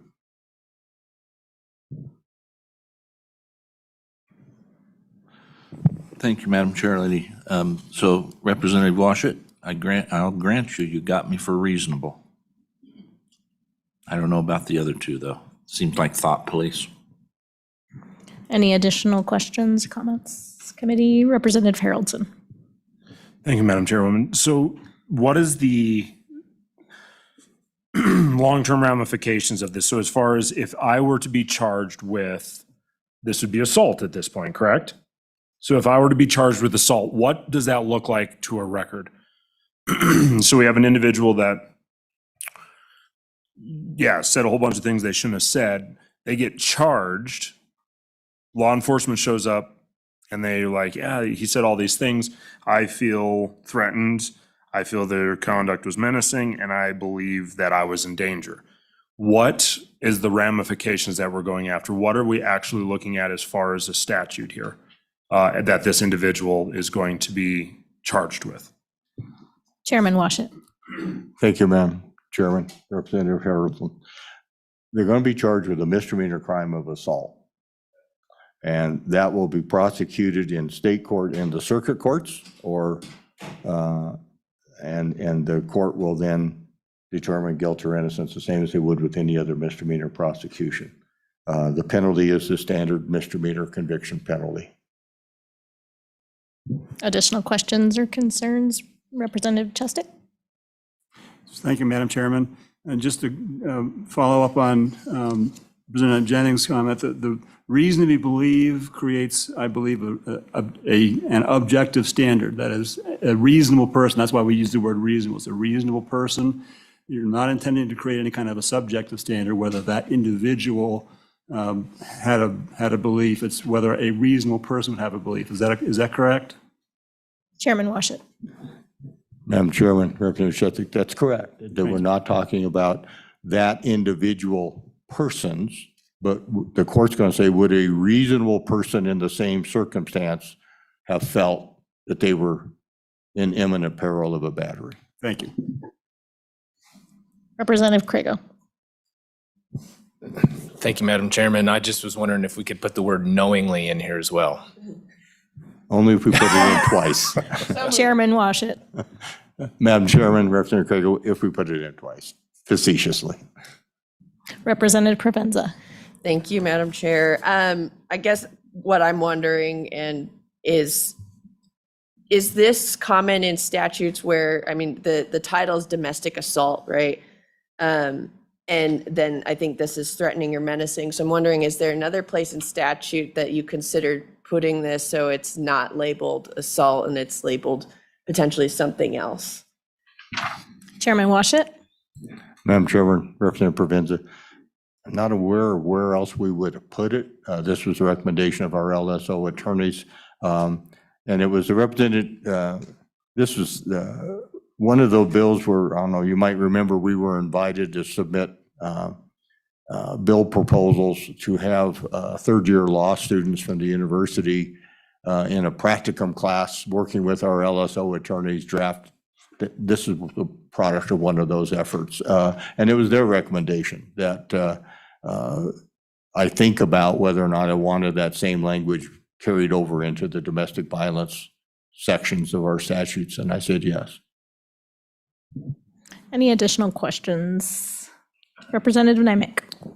Thanks, Madam Chair. Mr. Chairman, a conviction under Romanet 2, they would be restricted from possessing firearms, correct? That's my understanding. Chairman Madam Washington. Chairman, Representative Nimick, that is my understanding, that a conviction of a domestic violence crime of any type carries with it that under federal law, not a state provision, but under federal law. Follow-up, additional questions? Representative Haroldson.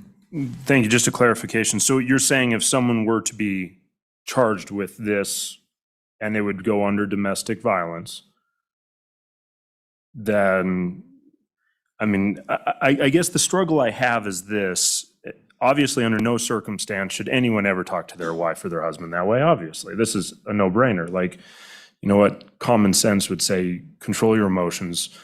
But there's a point where if the guy or gal or whoever loses their cool and they may go and punch the couch or punch the wall or go and say things that they probably shouldn't say, but they, I don't know, I think there's a point where it's a slippery slope. I mean, if we're not careful, we find ourselves at a place where we're going to take someone's firearm rights away and they never actually, I mean, they didn't just, I mean, I guess you could say verbally assaulted. I guess that's, yeah, I guess we could definitely agree on that. But it used to always be, I mean, maybe it was the old schoolyard conversation. I mean, my dad always told me, Jeremy, he says, never start a fight, but if they start it, you finish it. That's the mentality that we've kind of ran our country on for a long time, is if someone, I mean, you can defend yourself when someone crosses a line type of deal. And I understand this isn't a domestic violence situation. I'm just asking the question. We have to be incredibly careful. I deal with cases all the time where it's, well, I felt this way. Okay, I understand that, but is that the reality? Or is this a situation where someone's very frustrated, very concerned, very upset, and then they know that there's a mechanism in there to get even or to retaliate back? I don't know. This is my concern. And I'm, like I said, I'm not at all condoning bad marriages where people are punching holes in walls and freaking out. I mean, I dedicate a lot of my life to trying to fix relationships like that. But the point is, I've also seen bad situations where someone's vindictive or someone's frustrated or someone's at a point where they want to get even, and this could be a mechanism to make that reality. And I just don't want to put bullets into a gun that shouldn't be there. So I'm asking the question, could someone lose their firearm rights permanently over an allegation of I felt threatened or I felt like he was menacing or she was menacing? Could that happen? Chairman Washit. Thank you, Madam Chairman. Representative Harrelson. We don't get to control the federal laws. And I think it is within the realm of possibility that upon conviction for a crime of domestic violence, an individual would lose their firearms rights. The positive side of that is the deterrent power that has in our society. We have people who enjoy their gun rights. Okay, I just encourage you. Those of us who've been to a lot of family fight situations know how volatile those situations are, and for law enforcement to get there and say, "There's nothing we can do. This individual has just terrorized this poor victim." I mean, made them horribly afraid that they're about to get seriously hurt, and walk away with no one in handcuffs. Situation is likely to explode. And I think about my own daughters, and fortunately both of them have terrific husbands, but would I want my daughter subjected to this kind of terror in her own home, and somebody calls 911 to get her some help, and the officer gets there and says, "There's nothing I can do." And that's where this classic definition, this is nothing new. You go way back into common law, and assault was more than just an attempted battery. And to have our assault statute only address attempted battery, as I mentioned on the floor the other day, doesn't make a lot of sense, because we have the attempt statute. We can prosecute an attempt under the attempt statute. We don't need to create assault as an attempted battery, because attempted batteries can be prosecuted under the attempt statute. So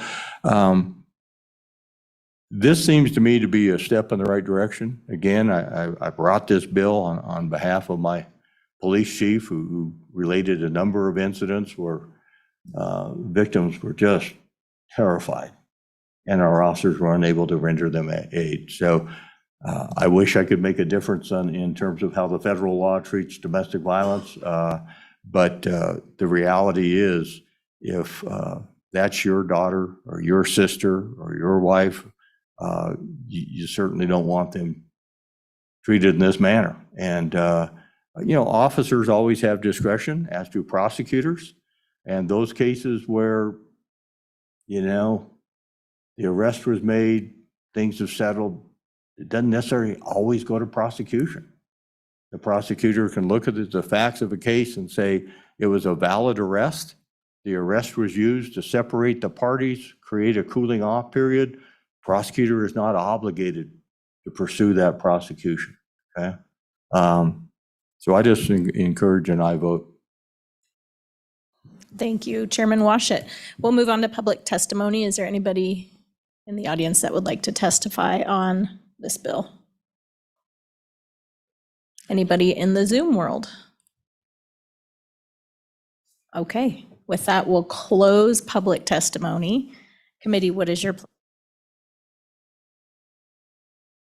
moved by Representative Craigo? Is there a second?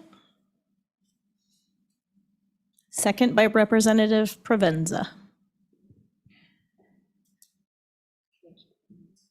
Any comments, amendments?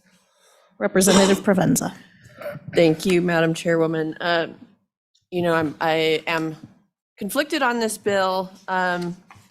But I think it's really unfortunate that the Coalition Against Domestic Violence and Sexual Assault lost their legislative kind of liaison, because I think she could speak to us today and bring us victims that would talk about how their very dangerous situation started in this manner. And I think that that's something that is missing in this piece, is how do we prevent homicide, or how do we prevent assault, like full-blown felony assault against people in their homes. And I think some sort of intervention is necessary. And so while I struggle to vote for laws that create more punitive measures and aren't necessarily the solutions that I'm looking for, I think that short of having those solutions, this is the best we've got. So I will be voting on this bill today, but looking for ways to bring programs that we can help stop the violence before it happens without necessarily relying on our criminal justice system to solve those problems. Thank you, Representative Provenza. Representative Chestick. Thank you, Madam Chair, and I concur with my colleague from my neighboring district. I also am a little bit conflicted, but it's the domestic assault part that really convinces me to vote yes on this. My wife is a volunteer for the SAFE project of domestic violence in Laramie, and she can't tell me about individual cases, but she has in general talked about how these kinds of situations escalate, and she has to deal with them as a volunteer on the hotline. So I am very much in favor of the domestic assault part of it is what makes it a yes vote for me. Thank you, Representative Chestick. Representative Jennings. Thank you, Madam Chair Lady. So I feel compelled that on the right side of the dais that I have a little bit of comment, or otherwise I'd feel left out. So I grant the bringer of the bill that he got me convinced on reasonable. I think he's correct in that. The other two, the job of government is to prosecute the law. And if this were a harsher penalty, I'd probably look at that. Or if this was a case of intervention, of being able to pull the two parties apart and give some time there, some thought or something of that nature, I would certainly be supportive of that. But I get very hesitant when you start putting in a threatening or menacing and you begin to become the thought police. What was this person thinking? What was that person thinking? Does it rise to the level of menacing or threatening that should go on a person's record long term? And government can't solve all the problems. In fact, we probably created a lot of the problems. And so I'm for that reason I'm a no, is because it's too close to the hate crime thing of trying to get into somebody's head and figure that out. Government should not go down that road. It's a slippery slope. Further discussion. Representative Crago. Thank you, Madam Chairman. So I'm going to propose an amendment. And I understand the concern regarding the firearms ramifications of this particular bill. So I'm going to propose an amendment that we strike the domestic assault portion of it. Understand that that's going to cause some concern for people, but I'll address that in a second. So that amendment is strike lines 9 through 22 on page 2. If I can get a second, I'll explain why. Second. Go ahead. Thank you, Madam Chairman. So this would not prevent an arrest and prosecution of someone for the same crime, even if it's against a household member. It just wouldn't fall under the domestic statute. So we could still prosecute that person. It just wouldn't have the same. It wouldn't have the same penalty provisions. I don't think you have to be part of the household to fall under that statute, or doesn't exclude that, I guess is what I'm trying to say. The penalty provisions are different, and maybe the good former sheriff could come up and explain that to us if it was allowed by the chairwoman. But that's my proposed amendment, because otherwise I think we're not going to have the votes to get it out here, and I'd like to at least keep the part of the statute moving forward. Okay, we have an amendment. Further discussion on the amendment. Representative Jennings. Thank you, Madam Chair Lady. So really a question. If you're going to strike domestic assault, it seems like you might want to, you'd have to address it in the title and then in the catch title also. Thank you, Representative Jennings. Representative Craigo. The good representative is correct. I always failed to do that. I always figure those are conforming amendments, and so he's correct. We would have to have conforming amendments in the title and catch title if we're going to do that. Further discussion on the motion, the amendment. Seeing.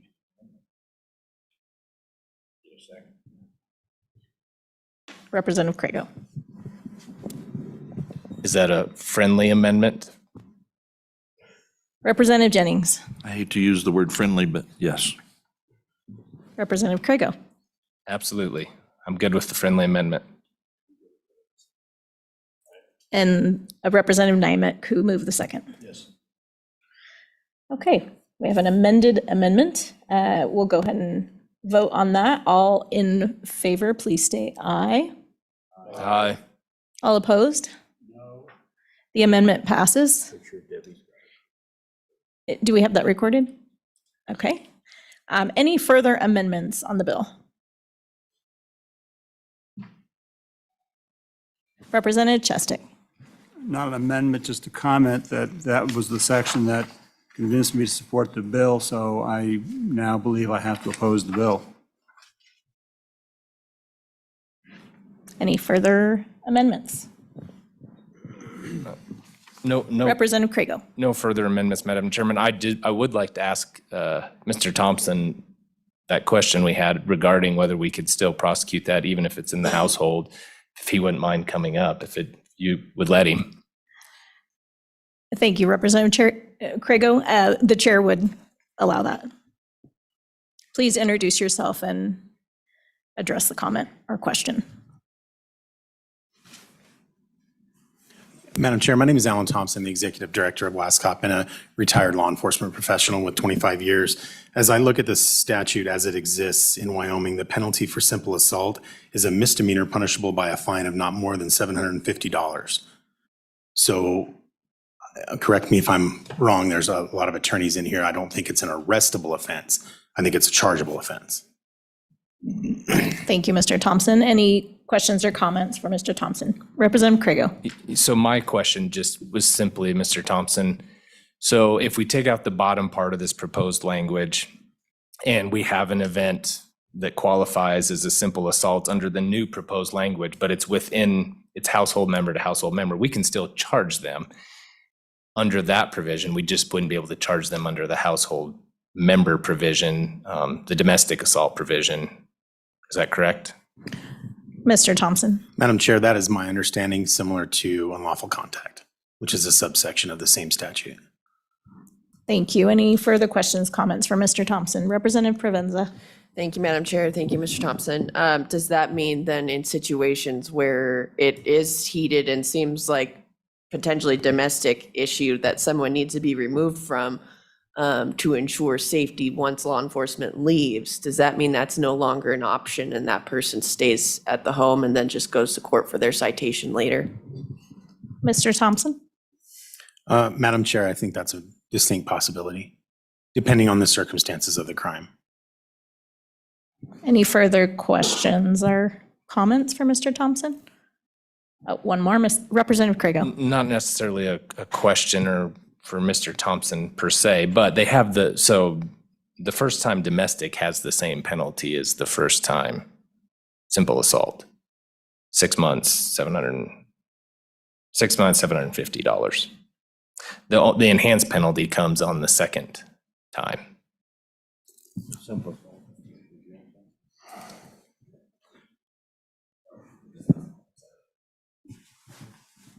Further questions, comments for Mr. Thompson? Chairman Washit. Thank you, Madam Chairman. I know things have changed a little bit since I was on the street, but when you have, I think the power of the domestic violence statute was that misdemeanor crimes that didn't occur in the officer's presence, if the officer had probable cause, could be pursued under that domestic violence section. So if this assault were to have occurred prior to the officer's arrival, the officer would have to demonstrate the exigent circumstance that violence would likely ensue should an arrest not be made at that moment. And is it your testimony that an officer would be prohibited because the penalty doesn't include a jail sentence? The officer could not handcuff this individual and take him out of the domestic? Mr. Thompson?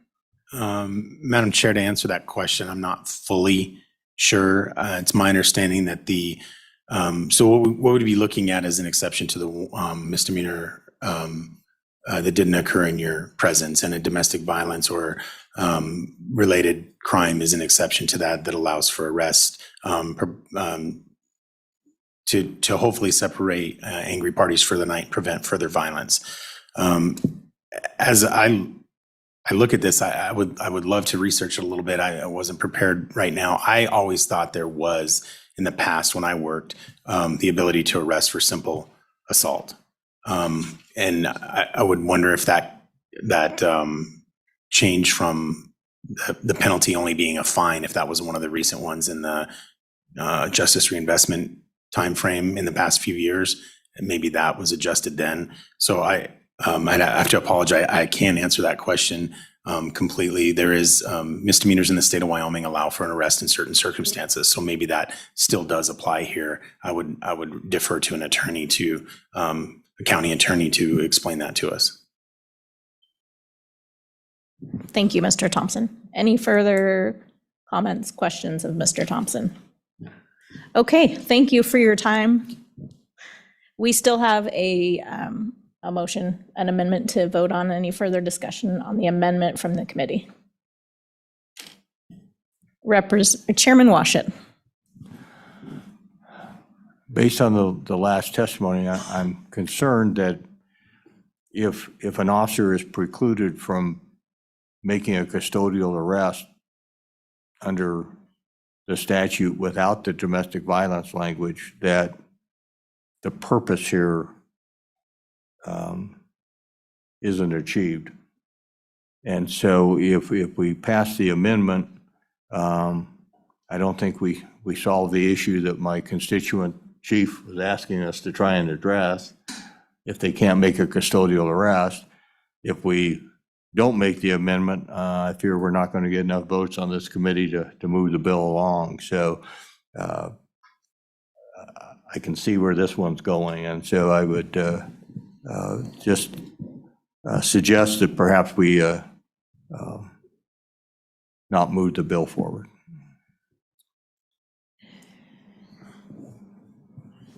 Thank you, Chairman Washit. Representative Craigo. I'm not sure I wholeheartedly agree. As you eloquently explained, an assault can also be an attempted battery, which is an arrestable offense, even a simple battery. And so there's probably instances where it would still be helpful, and I'm thinking about the enhanced penalty under the domestic. So this happens once, maybe you can't arrest, right? But the second time you can, because then it becomes an enhanceable. The penalty changes. I don't know. I'm with you. I was trying to figure out a way, Mr. Chairman, to move the bill forward. I'm happy to withdraw the amendment and just vote. Oh, sorry. Well, we already voted.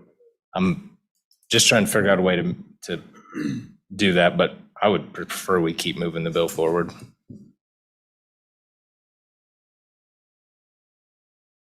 Thank you, Representative Craigo. Any further discussion? Representative Haroldson. Thank you, Madam Chairwoman. And I'm sorry, I'm just, at this point, I'm just asking a question. Is there a way Because I think ultimately the issue we have here is it's 2:00 in the morning and we've got a couple that they're at the end of their rope. They cannot figure this out and someone feels threatened. I don't know, we don't want to be thought police, but the reality is that's the reality. Do we have some way, a mechanism that if a person is in that place that there could be a separation? I mean, that's what we ultimately need. Where someone doesn't walk away with a misdemeanor even, or loss of their firearm rights or something, just mostly someone walks away from that situation and creates that space. That's ultimately, I think, what we need to seek here. And that's the concern that I have. I think that's needed, but is this the way to get there? Thank you, Representative Harrelson. Chairman Washit. Thank you, Madam Chairman. In some communities, we have safe houses where if the victim is amenable and wants to be transported to a safe house, we can move them there. But what happens in some of our rural communities, you don't have those resources. And in a lot of these controlling domestic violence situations, the victim has been intentionally isolated away from family and friends. And then you got nowhere to go with these folks. And I can tell you what happened back in the day when I was an officer is sometimes the officers would intentionally kind of provoke the offender into punching them, and then they take them to jail. And, that's less than an ideal kind of resolution. But before the 1984 changes to domestic violence laws in Wyoming, that happened. Committee, vote your conscience on the bill, and I certainly won't take it personal as your chairman if you vote against my bill. Thank you, Mr. Chairman. Any further discussion? Seeing none, we're ready to vote on the bill? Okay, roll call vote. Representative Craigo? Representative Chestick? No. Representative Harrelson? No. Representative Jennings? No. Representative Nemec? No. Representative Oakley? Does she have an absent vote? Representative Oakley is an aye. An aye. Yes. Representative Provenza? Aye. Representative Rodriguez-Williams? Aye. And Chairman Washit? Aye. We have 5 ayes and 4 noes. Okay, House Bill 77 has passed. Chairman Washit, if you would carry, as amended, if you would carry that on the floor. All right, and I will turn the chair back over to Chairman Washit.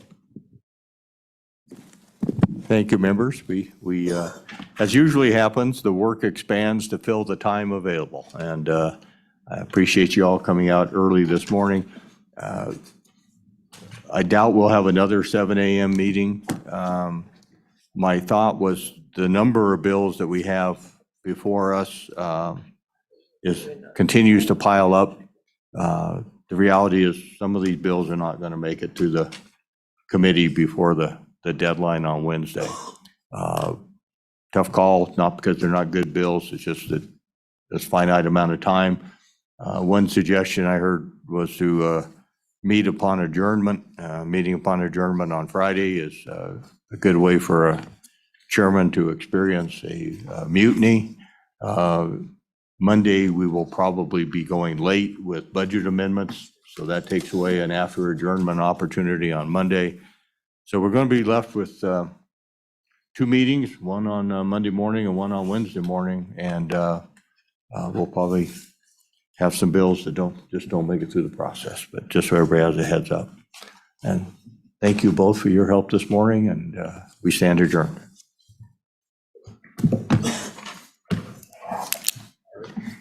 That's no issue.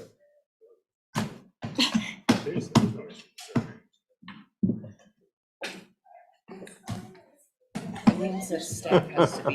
You just, the real world starts, I mean, Every other job I've ever Yeah, had, there you is have to work by 6 a.m.